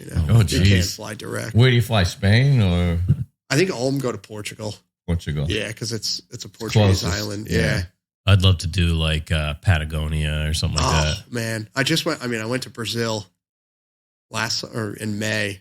That's a wild place. It's so beautiful. Like just the earth is so red. I couldn't explain it until you see it, but it's like there's just something different about it. I never been anywhere even remotely that far away. Mm-hmm. I didn't realize how far away it was. I looked at the plane and it was 10 hours. Like Jesus, it was 5 hours till we got to Brazil. Brazil's huge. Brazil is enormous. Yeah. We flew into Sao Paulo and drove like 4 hours into the country. It was windy roads and up and down, ears popping all over. And like you see the ocean every once in a while on your right. It was beautiful. That's cool. Yeah. Yeah. In Patagonia, they have these sea run brown trout that are like this big. Yeah. I love to go there. I love to see Cape Horn. I've heard that it's, a wild place. And I love those old sailing stories. You know, that's how you used to get to the getting around the Moby Cape. Dick. Yeah. That's like, but yeah, hopefully we'll go maybe we'll just go to Florida or something. But I used to do a lot more fishing. We caught in Bermuda, 350-pound blue marlin. I'll have to show you a picture of it. Yeah. That's big. Yeah. It's the biggest fish I ever caught by far. We were first of all, it was like 9 years ago. The boat was me, my mom, my dad, and my brother. We were on a cruise that went to Bermuda. It stopped there for 3 days. So it was almost like a hotel in Bermuda. And the boat was $2,100, no food. They gave you some drinks, but we caught tons of fish. And on the way in, you know, they're trolling, they got the things out, and all of a sudden you just see this thing jump out of the water, and the guys freak out because they're more excited to catch this fish than we are, because they said they can use it for bait for like 6 months and eat it. Yeah. You know, they said you can have it, but we were on a cruise. They were like, we can bring it to a local place to eat it. I don't think that many people eat blue marlin anyway. We could have it stuffed for you. We're like, no, you guys can, you know, we just want the experience. And we took turns reeling it in, me, my dad, and my brother, and you can only do it for like a minute or two. Oh, yeah. We were sore it took us like 45 minutes to an hour. But Which we were is pretty sore short it's short. Sometimes you go hours and hours. Oh, Yeah, man, if you were by sea. yourself, yeah. I love that book. I like Hemingway. If you were by yourself, it would take, even just that fish, I think would have taken triple the time, because anytime you got tired, you go, all right, you're up, you know? Yeah. But if you were just doing it by yourself, you end up getting spooled. yeah, you see it come in, and I think it was, the body was like 7 feet, but from like tip to tip was 8 foot 11 inches. Wow. It was a monster, yeah. Once in a lifetime. Yeah, all those billfish are crazy. Yeah. You guys ever catch anything big or? Biggest fish I ever caught was a striper that was probably those get pretty big. getting close to like the 45-pound mark probably. But I caught a 12-pound fluke, which is like, that's my lifetime. Yeah. That's doormat. like my best. Yeah. Like literally 32 inches. Yeah. Like 32-inch fluke is freaking huge. Where were you? So there's a naval pier out here called Earl. It's a 3-mile pier that goes out into the Raritan Bay. Yeah, it's we like, used to go out to Atlantic Islands. I think we talked about this. Yeah, so we were we were fishing right in front of the pier, and it was actually a tournament day. We weren't in the tournament. We were talking about going into it. So we caught an 8-pounder that day first. My buddy's girlfriend caught an 8-pounder. And we go over, my other buddy was on his uncle's boat, and he's like, we're over in front of Earl. He's like, people are catching fish over here. So we shot over there, and we're on a drift. Navy boat comes out, gets on the thing. You know, they got 50 caliber machine guns on the deck and everything. They're like, everybody's got to move 200 yards towards New York, you know, because people were getting too close to the pier.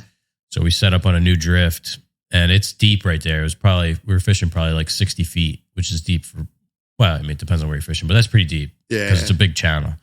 And I have like a 6-ounce cannonball sinker with like one of those big gulp grubs. Like, the bait's like 12 inches long. And, you know, jigging as you're drifting. And I'm like, oh man, I got bottom.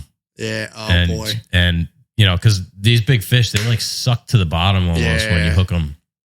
And pulled it up and was just like, my mind was blown. People are coming up to the boat. They're like, oh, because this tournament was like, you know, the pot was like $5,000 or something. Yeah, those are people like wanted to buy. They wanted to like buy the fish. Yeah. Those are those tournaments are serious. But some people hate fluking. I love it. You just put it in on the bottom. Yeah, it's fun. Lift it up and down. That's fishing. I mean, you're just getting out there. Yeah. I never caught a fish. No? We got to get you out. I've been fishing. Yeah, we go up to Pulaski, New York, on the Salmon River. Yeah. So we went up the last 2 Aprils for steelhead. That's a lot of fun. That's a cool place. What is that? So it's like an hour north of Syracuse. It's one of the Lake Ontario tributaries. So what's steelhead? Steelhead is like they're originally from the West Coast. They're like sea run rainbows. Okay. So these don't go into the ocean. They go into Lake Ontario. Yeah. But, you know, they get big, like 20 pounds. Like, wow. Yeah. Yeah, it's so much fun. It's nice up there. That's the thing. I mean, I look at fishing the same way I looked at golf. Yeah. You know, you're out in nature, and you know, if I catch a fish, Yeah. you know, that would be a bonus. Yeah. You guys golf at all? No. Me neither. No, Yeah. no. I mean, I've gone out with friends, you know, but you can't. You know, you're a drag if you don't know how to play. Yeah, and, you're just holding people behind. Yeah. So nobody wants to take you. But I used to just love going out the few times I did. You know, you're in the cart. It's you know, you're having a good day. It's warm. You drink a beer. Yeah. But and then they get mad if you get like a lucky shot. Yeah. Yeah, I always said it's like going to the casino and playing blackjack. You know, it's like if you don't know what you're doing, like people are just gonna be mad at you. Yeah. People scream at you. Oh yeah. Yeah. Yeah, stay. Like, dude, we're at the $5 table. If you're so serious, go over there. Like, this is where I'm supposed to be playing. Yeah. Because I have no idea what I'm doing. Yeah, that's funny. Yeah. Yeah. So just try and be unobtrusive, you know. Like if when I'm fishing, you know, I try to, you know, not to like screw up any like fisherman's cross over somebody's line. You know. And especially it's, you know, we're up there fly fishing, which is I never tried that. It's fun. Yeah, I've heard it's hard. Like people get hooked on it. Yeah, like we go up there, we don't catch any fish. But like if I had spinning gear, I'd probably catch a fish. Yeah, yeah, I would like to try it. And you'll see people catch it. Like that one guy he caught like 10 fish. Yeah, and you know, river fishing, like you got to know the river. You know, you got to know how to read the river. We need a guide next time. Yeah, it's expensive. But my old man goes up to like Saskatchewan, Mm-hmm. and they take like puddle jumpers up to a place that's got no cell service. It's only open 3 months of the year. It's so expensive, and you get like an indigenous person as your guide, and they know they're catching like 40, 50 fish a day. What, like pike and maybe some walleye. Maybe. Yeah, they're huge, like 50. He's got a couple pictures, you know, and he says just you drop it in, you catch them all day long. Walleye are weird looking. Yeah, with that like weird eye. I think it's mainly pike. Yeah, but he loves it. He goes like he tries to go every year. Yeah, pike are crazy. Yeah, like a freshwater barracuda. Yeah. Did Eric go to Patagonia? Who's Eric? You know, the mudroom Eric. Oh, or was that just that one guy up in North Jersey where we did that basement? Yeah, he did. Eric went fly fishing somewhere else in the U.S., like Wyoming or something. Yeah, I remember he went somewhere. Yeah, he and his wife went remote. Maybe Idaho. I forget. Yeah, actually, I'll have to get the video for you, but because my foreman is the one, he married a Brazilian woman, and they had a wedding here and down in Brazil, and we went. But afterwards, they went to, you know, somewhere like not in the Amazon jungle, because we were like, oh, how far is the Amazon jungle? It's like 15 hours away from where we were. Wow. But they went somewhere like in a jungle, and he found a guy that was a wood carver in the shop there, and these guys are working with like, they're making beautiful things with like nothing. These guys have like a few chisels, no shoes. Yeah. And he's got like, he was carving the Last Supper, and it was beautiful. He showed me the picture. And they went to a town that literally looks like it's in Germany. Oh yeah, it's crazy. Yeah. It's like German, Belgium architecture. Yeah, I've seen that stuff on TV. Yeah, I couldn't believe when he sent that to us. Yeah, there was a big exodus in the 40s to South America after the war, right? Mm-hmm. Even probably a lot of people before the war. Yeah, during, before, after. Yeah. Yeah, there's a lot of Nazi stuff down there too. Yeah. Well, there was a push. The Nazis were pushing to have like an invasion of the U.S. through South and Central America. Fourth Reich. Yeah. Was it Argentina? Was that the Argentina? I think is the big one. Yeah. That's where a lot of people claim that Hitler escaped to Argentina. They had that all those TV shows show on it. Yeah. Finding Hitler. Yeah. Just made for TV. It's like Oak Island. Next week, we're going to find Hitler. Yeah. Next week, we're going to find that treasure. That's another thing. After this commercial break. Yeah. He's Oak Island. Oh, they're going to find something this year. Yeah. It's the same thing with wrestling. I had to stop watching. I watched a couple seasons of Oak Island. I'm like, I can't do this anymore. This is a toxic relationship. Yeah, it is. It is. Yeah. It's cool to see like the process of how they look for treasure. Yeah. Because. But you could condense, let's say there's 10 seasons. You could condense it all down to like 3 episodes. Yeah. It could be like a made for TV or like a mini series, you know? Yep. But no, they're just milking that. Yeah, thing so people, I tape it, Yeah. and I'll watch it like on Saturday or something, and fast forward through it. The thing that I constantly think of is this thing must be like a real cash cow because it must be, yeah. the technology and stuff that they've brought in. Yeah, it's crazy. And the machinery, it's massive. Like it's got to be millions of dollars. Millions. And just to pay all those people to be there, you know, they must be making millions and millions on that thing. Yeah. Like they could have found the treasure and it still wouldn't be worth as much as the TV show. They probably would just like put that treasure off to the side. Till Let's like keep season going. 20. Yeah, they might have found it and we don't. They're like, it's here, but we're going to dig over here. Now that's the smart thing to do. Yeah. God. I like watching those ones in Florida. My parents used to have a house like in one of the Keys. And I don't know if you know anything about the Keys, but there's like a famous treasure hunter over there that found part of the Etosha, maybe. And my mom's got a coin from it. Wow. And it was one of her friends was like the photographer on one of the boat, you know, because they knew people down there. But apparently those Laguna guys like found a shipwreck in Florida recently. And then like the Florida government like seized it from them. They were like, that's our treasure now. Yeah. That's a whole other can of worms. I know if you find it, it's like 10 years. If you got to battle in court. Yeah. I always wondered like what happens when you like find it and then so you lay in a claim, but it's out in the middle of the ocean. How can you monitor who's going out there? And once the state government knows about it, they're probably watching you. Oh yeah. They want that trip, you know? Yeah. I mean, it's like if you find like a big envelope of money on the street, like, they're not going to let you keep that. No. If you tell the police that you found an envelope with $50,000 in it, they're going to be like, yeah, we're going to hold on to that for you. We'll take that from We'll try and find whose that is. Yeah. Oh, man. Yeah, that stuff's cool. One day when I retire, I'd love to. You ever see those videos of the guys with the metal detectors? Yeah, I get sucked into those. My wife showed me those, and I'm just like, scroll. We're building some cabinets for the Historical Society in this town, Keensburg. Oh, yeah? And the president, Kevin, is a big metal detector guy. Really? And right out here, you know, he's found Spanish, what do they call galleons?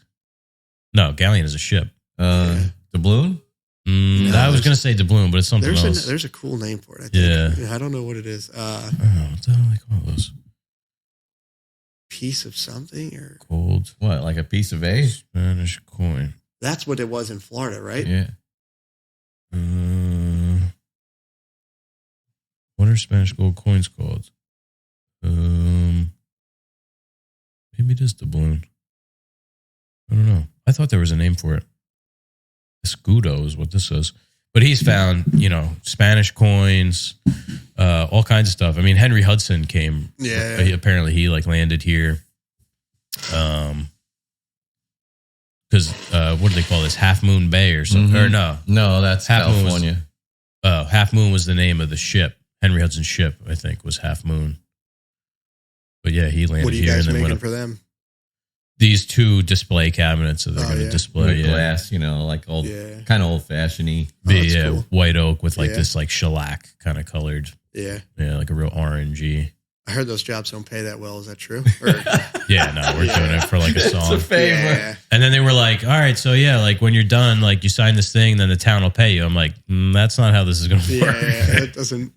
I'm not just building this on. Yeah. They're like, well, that's how they do it for everybody. I'm like, not us. Like, you can find somebody else to build these. Yeah. You know, we're already doing you a favor. Yeah. I took a carving class, and the guy said like churches are the worst. You guys work for a church, right? Church has got money. Yeah, because it depends on the church. Yeah, you guys did some work for a church. Right? That was really cool. Yeah. Yeah, we did like upwards of like $100,000 in that one church. Wow. Yeah. One of my best childhood friends is a priest, and he always says, "Oh, once I get a little higher in the church, we're gonna." Is it a Catholic church? Yeah. Yeah. Oh, they got dough. It's because it's the donors. Yeah. They can't get it from the diocese. Like the diocese has control of the purse strings. It all amounts to the local church and who attends and who supports. It's a very wealthy local church too. There you go. I mean, he's going to get moved, but eventually. But yeah, it's like, oh, we need this altar rail, and then they're like, hey, hey, Bon Brian, Jovi. yeah, or whoever. They're like, we need like $25,000 for this. Yeah. Did you guys ever carve anything over there, or was it? We had some stuff CNC'd, Yeah. like these like medallions of the. I've gotten some stuff CNC carved. It was okay. Yeah, this stuff was pretty good. I think we way overpaid for it in the end of the day, but we didn't really know anybody who could have done it. Yeah. We just had some guy in So like much Washington cheaper than- State or something. Mhm. Yeah. It's so much cheaper than I've tried to like calculate carving stuff. I don't know how people make it. I mean, you have to pay for it just because you want it hand carved, you know? Yeah, Because it's, you got to be like from Eastern Europe, yeah. like those Or guys. Malaysia. Yeah, well, Yeah. yeah. Those are like the more like hacky kind of guys. I feel like Yeah. I was just watching a video on these guys from Bali. It's like a tradition over there to carve. all the teak Yeah. stuff. yeah, Yeah. it's crazy. Yeah, when I was a caterer in San Francisco, there was always a big group that would spend like January and February in Bali. Really? Yeah, because we work like insane hours through the holidays, and then they And then take off like for 2 Yeah. months and go to Bali and live up, like royal, white man royalty over Yeah. there. It's like, yeah, you go to like Thailand or something. Yeah. It I'd costs love like to go. nothing to like. I've never been over there. I've never been Yeah, been to Europe. me neither. Yeah. I've been. It's the one thing I remember is that you see stuff that's so old that I we know, don't see yeah. here. It's like like ordinary things. Like you walk Yeah. into a pub from like 1500. right. And the ceiling, you got like regular sized people like me have to duck. Yeah. Yeah, like I just anything. love to see some of that stuff, Anything here like pre 1650 we destroyed. Yeah. and like put a town on top of it. Because even stuff here that's like 100 years old is Yeah. kind of considered old. Where there you'll walk That's and it's new, just like yeah. regular stuff that's Yeah. still in use. Yeah, you got to go to like New England and then like maybe like Colonial Williamsburg Yeah, to yeah. see anything that's And like then it's- older than 1700s. It's like an attraction. Yeah, Yeah, yeah. exactly. It's just, Where there it's just a thing. yeah, I'd love to see that one day. One day I'll get a Europe trip out just to check out the Yeah. architecture. I love seeing how other people build stuff, just especially like Japan or Yeah. where they just have Mhm. different skills and everything. Yeah. Europe. Yeah, I saw this thing on the thatch roofs that they do over Oh yeah. there. It's like this dwindling amount of people who can repair them and do them. So yeah. Yeah, the roofs are a big thing. I play this game GeoGuessr. You ever play it? But I've seen some videos. Oh, it's riveting. Yeah. It'll It's crazy, some of these people. well, you learn like what they call the meta. So like, oh, this car's only used in like Honduras, or, but it's as a carpenter or woodworker. It's Do you know what this cool. is? no. You get like a picture, like a random, you like, I guess you kind of like hit a button and like a random picture will come up and you got to figure out where it is. Oh, Like And you just have drop a map, pin you on a map. it. Yeah. that's cool. And I always play against someone. So you're versing like whoever, if you're 100 miles off and they're 200 miles off, you get a certain score based on. And is Compared to them. time a factor too, or no? So you can go, the way I play is once the other person guesses, you have 15 seconds. So, technically, I guess it could go on for as long as you keep your phone open, but most of the time you put it in within a minute or two. Yeah, a yeah. minute, sometimes even faster. But as in like a design and carpenter, it's so there's no like there's no shingle roofs outside of the United States, basically. Like everything is, I don't even like they don't put shingles on. Yeah, either metal or thatch metal, or stone, slate. Yeah, Yeah. slate. Wow. Yeah. So you mean like asphalt shingles or Yeah, whatever? asphalt. I should say, yeah. Just regular asphalt shingles. I hate those. I just think they're so ugly. Yeah, But it's like vinyl siding. It has its purpose, it's cheap and it it's lasts cheap, pretty it lasts long time. forever. Long, Yeah. Yeah. We did a couple. I've done some cedar roofs. Those are fun. Mhm. As like you get to use your hand plane, which is rare. And, Cedar's like the world's easiest wood to plane. Yeah. Even like the dullest of hand planes will just like cut it like I butter. can only imagine what my hand plane looked like then because I didn't know anything about sharpening. Not that I know much now, but at least a little more than then, but it would just slice through that thing. Oh yeah, like a little Buck Bros, like little. Yep, Buck Bros. Yeah. I mean, like a full house, you put cedar shingles on? One of the first things I did for my parents, they own a garden center. I made them like a little potting shed where they make stuff. So it was like a 10 by 12. Okay. The roof. Yeah, that's a good place to over engineered the crap out of it, put sleepers on it, planed the ridge so each one's interlocking. Yep.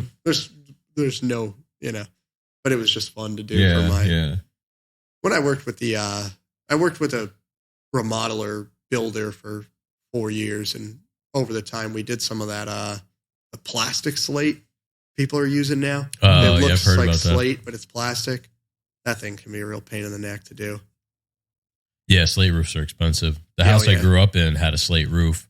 And back in like 1993, like had like a freak tornado come by and actually knocked this big tree into the house and damaged part of the roof. And rather than like repairing that in slate, the insurance company just paid to put a asphalt roof on the whole thing. Yeah. Yeah, because it's like, if you want a slate roof, like you're talking like hundreds of thousands of dollars. Oh, yeah. I mean, this is from the 1800s, like original. Yeah. And it's easy. I fell off a slate roof once. Thank God it was only like, we were working on it, replacing like a fascia, and I could walk on it, and it just started like, it looked like it was going to rain, and this thing it was a slip and slide. I walked one step right down. Ooh. Just, thank God it was only like a 5-foot drop. Nothing bad happened at all, but. So you fell on from one roof system onto like another? It was on a hill. It was a person's guest house. Yeah. So like at one point it was really high, but if you went down, it was just like the next grade. There was a retaining wall. It was just like the next grade. But yeah, that thing is easy to fall off of. Yeah. That Father Mike, the guy who used to run the church St. Mary's, they re-signed him out in Pennington, and his place had all this slate roofing. Yeah. And it's beautiful. He was telling me about how, this piece needs a new thing there. So they're like, it's like a phone thing, like we're talking about. I don't think it's easy to just replace like one piece. No, it's not. There's we took one time when I worked with the builder, they wanted to save the slate, which was, they ended up throwing out. Always these people want to save stuff. 99% of the time they throw them out. Yeah. But we were like meticulously trying to take these slates off, and they're so like brittle. You just try and lift it up, it cracks. Is there like one nail holding it in? Is that they pre-drill two little holes, and you're supposed to use copper nails. That's what allegedly. I'm sure I'm going to get feedback that no, you can use this kind of nail, but I always told you use copper nails, and we would even save the copper nails, and we would keep them all in coffee cans. Yeah, we would sell them. You could sell the copper. That's a good way to kill a tree. Apparently, you put a couple copper nails into it. Really? Yeah, like I've heard. Yeah. You got like a shitty neighbor. It's like hammer a couple copper nails into their tree. Yeah. But and the slate would just crack so brittle, and but it's beautiful when you. I've seen the guys they have like this kind of like thing that they put on the roof, and then they have like the hatchet kind of thing, and they like score it, and then they're started following this one guy, Ryan Edgar Roofing or something, and it's like all slate roofs. It's insane how cool it is. Yeah, I love watching that stuff. Specialized skills, like you were talking about earlier.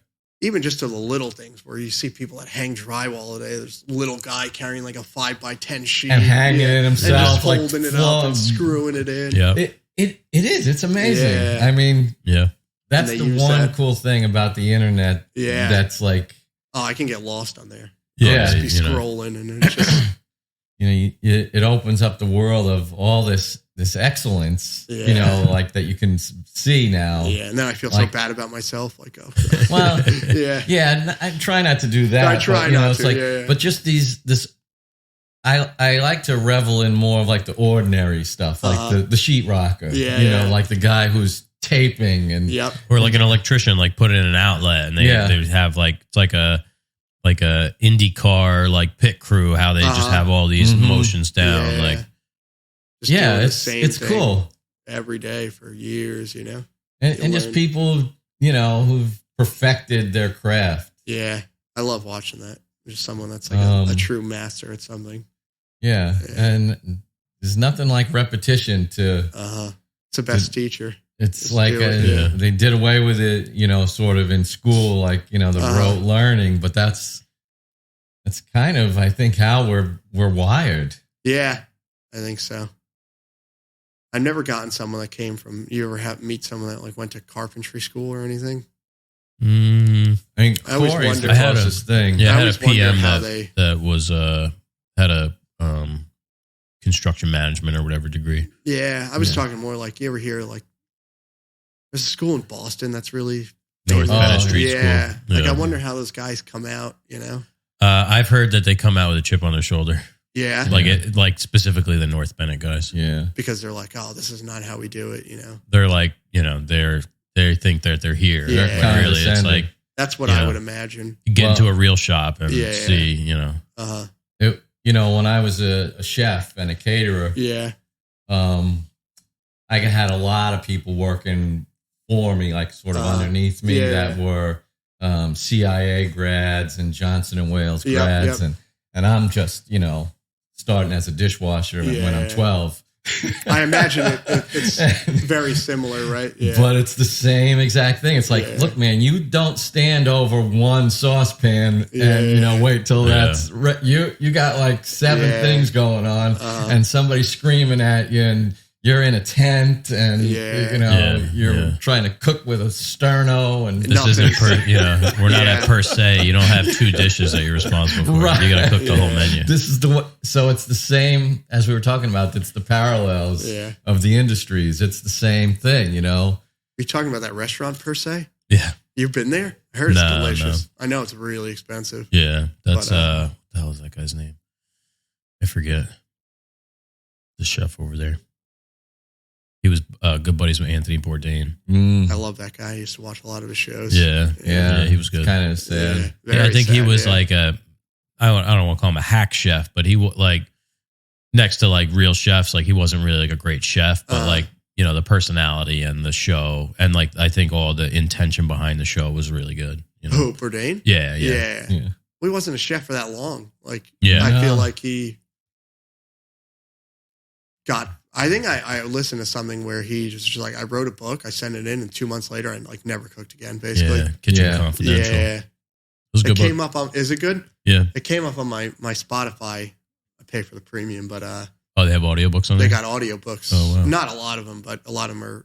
Well, one of them, and they suggest new ones for me, and one of them was Kitchen Confidential. I might have to toss that on. Yeah, it was good. Yeah. I read that years What ago. does he talk about working in the kitchens? Yeah. That's a world unto itself. Yeah. It's, You never read that? no, Yeah, you should read that. It's good. especially I think before TV made it, sort of a thing, like popularized it. Like working in kitchen was, it was, is a thing, Yeah, it was like being a tattoo artist back in the day. Right, It's like, right. Like almost an outlaw. Right. Like I was a bike messenger in San Francisco, and it's like this deep subculture. And it's hard to explain, like, what, because you're talking about like when things had to be like, I had this piece of paper, I had to get it to another office. Yeah. By 11 a.m. It had They to be call signed. like me, I'd put it in my bag and ride my bicycle over there through the city, you know. Yeah, so I guess the fax machine kind of the fax machine did do some dents, but a lot of it was it was a culture of like in the office too, the way people wanted it, and like a lot of stuff. Yeah, I mean, some things need had to be hand stamped. Yeah, it has to be the same document signed. So we worked for a lot of graphics companies in San Francisco, a lot of like Pacific Bell stuff, interoffice. Yeah, getting stuff approved, physical copies approved. Yeah, and then brought back. Yeah.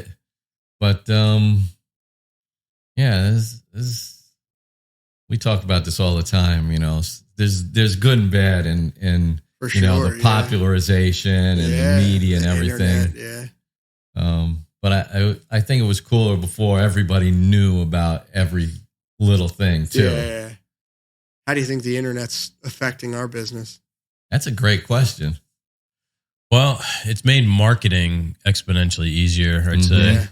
But it also, I think it has it's like I was talking about with the paint. It's like the clients know too much now, but they don't know anything. Yeah. Like they think that they know. Yep. It's like the Dunning-Kruger thing. Like they think that they know something, but they really don't know shit. And that's the worst. Yeah. They're like, well, I saw on Pinterest or I saw on Instagram, That's like we had this guy, he keeps sending us, he wants like he wants this like 70-inch wide bookcase that's on like a track. Oh boy. That's like covering like a doorway. I'm like, okay, it's going to be like this much. And he's like, well, that's, I was like, or if we use pre-finished material, like 25% less. He's like, well, even at 25% less, that's still way over our budget. What if we do it so it swings like a door? I'm like, same thing. Yeah. Like probably harder. I was going to say, that sounds hard. But he's sending like these YouTube videos. He's like, well, I saw this on YouTube. Oh God. Like, And that one video, like it's like this pine like nailed together from the outside. He's got like a big piano hinge, and it's like I've definitely dealt with that where it's like, yeah, you're talking to the wrong guys. Like I'm sure you could find someone to do that for you, and you're not going to be happy in the end. But I don't want to get onto this. So I told Julie, our admin, I was like, just email this guy and just let him down easy. Yeah. And what do you think about the TV shows and stuff like that?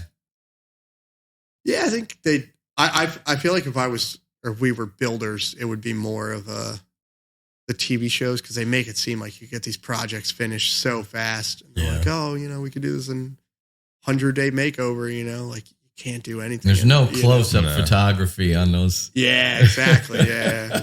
Yeah. It's all looking good from 15 feet out. I'll watch them with my wife just to mindlessly zone out. But the only one I like, This Old House. That's the only one that I really like. You see Zach Detmore is doing Yeah. I'm excited to watch. I told him that we'd like to have him on the podcast, and he said, yeah. Yeah. That would be cool. Gotta figure out a time. Yeah. Yeah, I'm excited to watch that season. They did one in New Jersey after the hurricane that I watched. Yes. Yeah, they did. I think it was like 3 different houses. One was built in somewhere maybe in Pennsylvania. One was just a true reno. And I forget what the other one was. I remember the one down by the beach. Yeah. I worked in a couple of the houses.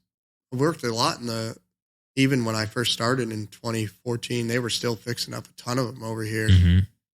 And it was wild to see what you cut your teeth on that stuff. Yeah, that's how I got started. Yeah. It was like cutting out drywall at 2 feet, putting it back in, Like the amount of signs for builders, and they became anyone was people, a builder anybody at that with a point. pickup truck. Yeah. People were stealing HIC numbers off of other people's trucks, and it was. That's terrible. I mean, I think a lot of empires were made on the backs of Sandy for sure. Yeah, I know, especially like Point Pleasant or that area, that Block Island and LBI, just crazy the amount of guys that came about. But the internet, and I always hear about these people like, oh, get into the trades. I don't always know if that's the best idea as someone that's in it. Yeah, I mean, I love what I do, but like. We're in the worst sector of the trades, I think. Yeah. This is like you're going to work the hardest and make the least as a carpenter or cabinet maker / furniture maker. Yeah, it's not like being a plumber. Yeah, like those guys got it so easy. Yeah. Plumbers, electricians, HVAC guys. Do that. They have such a cushy... If you're listening, I'm sorry. It's true. It is. It's so true. And they can price the job, and they think it's like it's going the atom. Like our electrician who did he's not our electrician, the electrician who did the work here. So we did a barter with we might have told you a little bit about this. Saying that, that like went south, and like his wife got up. She's like, he took on this job, this dangerous job. I'm like, what the fuck are you talking about? Dangerous. Turn the panel off. Yeah. Like we had to like cut the pieces for like we got like thousands of cuts into your thing. One of those cuts is cumulatively more dangerous than this entire electric job. Yeah. What was dangerous about doing the electric here? I didn't know it went south. What happened? Man. Are you allowed to talk about it or? Yeah, I think we've I think this mic sounds weird. We've I was facing the wrong way. I think we touched on it briefly in the past, but basically, we thought we had an understanding that we were bartering labor. Mm-hmm. So it was like we bought all the electrical material. Yep. We got like about $13,000 worth of electrical material in this job. So expensive. Yeah. And we paid his helper. Uh-huh. So we thought that, he was covering his time on that, and that we would do the closet for him. He would pay for the material, and then we would do the labor. Yeah. And now it's 2 guys versus 1 guy. Yeah. So he had probably about 50 to 60 hours into this job. And that's being generous. It was, I think it was closer to the 50. We have in his job, you call it a closet. I fast forwarded a little bit. So he finished essentially the whole job. And then we're like, all right, yeah, come in with your wife, and we'll look at the drawings that I made. And because I had made drawings before all the electric work was done. And we're like talking, and they're like, so like, what kind of material would you use? Blah, blah, blah. I'm like, well, we could use this, and it would probably be like about this much. And we could use that, and it'd probably be like about that much. And he's like, well, like, what do you mean? Like, so we're good, right? Like, you got this. Like, I did the electric. Now you're going to do the closet. I'm like, yeah. I'm like, you pay for the material. He's like, that's not what we talked about. And he tried to get like all tough. And, meanwhile, it's like, could have fucking buried you in the back and nobody would ever know. That doesn't sound like a comfortable situation. Yeah, it was really. It was pretty tense. He's like, go, to his wife, go wait in the car, blah, blah, blah. Geez. I'm like, fucking fake tough guy. Yeah. So, being the bigger men, we're like, you know what? We're going to do it. We're going to use import birch plywood. We're going to shoot it with white paint, whatever. We'll just get it done and just move on with our lives. We have probably 300 hours. That was going to be my guess. What kind of closet? It must be some hell of a closet. Third floor. Oh, so everything got to be built in small pieces. It's his attic. It's a hip. We finished four-sided hip. Oh man. Yeah, whatever you call that. You know. So it's like a room. Yeah. Yeah. And it was like there was so much scope creep because it was they'd be like, oh well what about this? And it's like, it's not on the drawing. Like we never talked about it. There's like, well, blah, blah, blah. I mean, it conned us. Like he said, all right, let's go, instead of this, let's just put these benches in and then we'll forget about this. So we go, all right, that's cool. So we built the benches, but then we had to do everything else. Yeah. So it just got added on. Yeah. Oh, jeez. And then we built the railing, these like railing things. The wife didn't like them. You finally out of that though? Oh, yeah. Yeah. It took us until it was a couple months. And then she's like, all right, yeah. So now you just got like the paneling going up the stairs. I'm like, no. I'm like, we never even talked about that. Yeah. Yeah. She's like, I don't understand why you're getting so angry. But I'm like, you have no fucking idea. I'm like, this is like $100,000 closet. Yeah. I'm like, your husband was here for like 50 hours. Yeah. And he was out because he had some thing going on. And, he wasn't working anyway. So it was like, that's brutal. It's hard to barter. That's why. Well, we learned a big lesson, not just about bartering, but if we would have written it up the way we write up a job, but we had our backs to the wall in a way, and that's when you make bad decisions. Yeah, like we had to get, we signed the lease. We had to get the electric done. Yeah. I know when we moved into our shop, it was just whatever it takes. I'll pay you, The first quote we got was for 50 grand. It's like, we ain't got 50 grand. Yeah. We didn't even have half of 50 grand. We just paid for the materials. Yeah. And he was terrible at ordering. Oh boy. Like we still have stuff up there. Really? Stuff. Short on all this other stuff and then extra on all this other stuff. Yeah. Yeah. He was the worst. Yeah, he was the worst. A lot of sketchy people you can get involved with. Mm-hmm. Oh man, it's what an experience. Yeah, well, glad you guys are out of it. I'm sure the closet looks nice. Yeah, I hope it falls apart. That imported birch stuff is so cheap. I love that. Or like a cheap job. Like $38 a year. Yeah, they're just giving it away. They'll pay you to come pick it up. There's like plastic inside of it and stuff. Yeah. We screw hole. You could screw one of the times we were doing it, and we drilled all our hinge holes. Like 90% of them that It's just like caught a nothing. total void behind it. Had to put dowels in all the spots. Yeah. $38. It's almost worth it, you know. Yeah, like that like white twine they have at Home Depot that's made out of like plastic. It's in there. It's like that's inside of the plywood. Like I don't know if there's just like bundles of wood and they're just like throwing shit into some kind of machine. Even my maple has some of that white twine in it. Really? I don't know what it is. It's royal, so it's not the worst quality. It's $100 a sheet. Yeah. It might be like what you're talking about. Stuff's bundled together. Yeah. I think it might help bond something. That's that's kind of what I was thinking too. Strands. Yeah. Like it's a just mesh. like it's like string almost. Yeah. You know? Yeah, because it like I've had it like sticking out and like try to like break it off or something and it won't break. Yeah. Yep. Crazy. Well, we're getting pretty deep into time here. How do you want to wrap this thing up? Well, we do have one more. We have one more spot. Good catch. I've got to thank our sponsor, Unita and Xsand. So we've been, as you know, we've been using that 3x4, and we got the stuff here to set the other one up because we have one that's a non-vacuum, which we're going to convert to a vacuum. But been using that a bunch. We did some more painted stuff last week.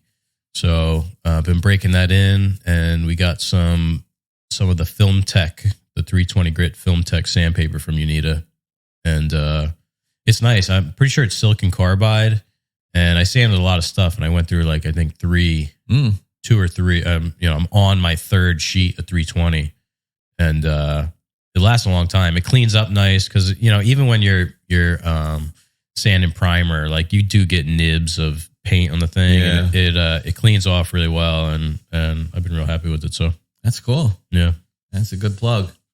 I know Corey just picked one up. I'll have to give it a shot.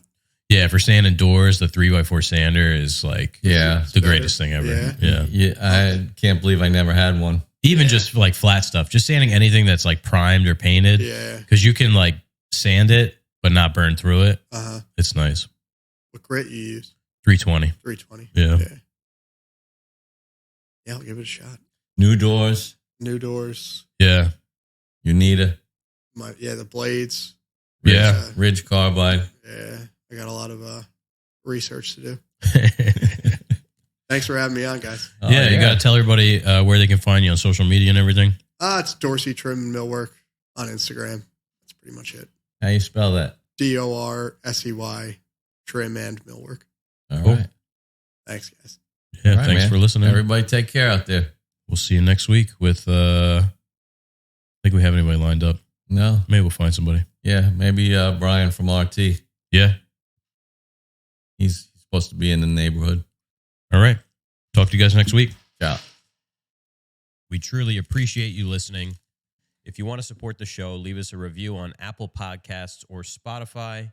Share the show with your friends or consider subscribing to our Patreon. We'll see you next week.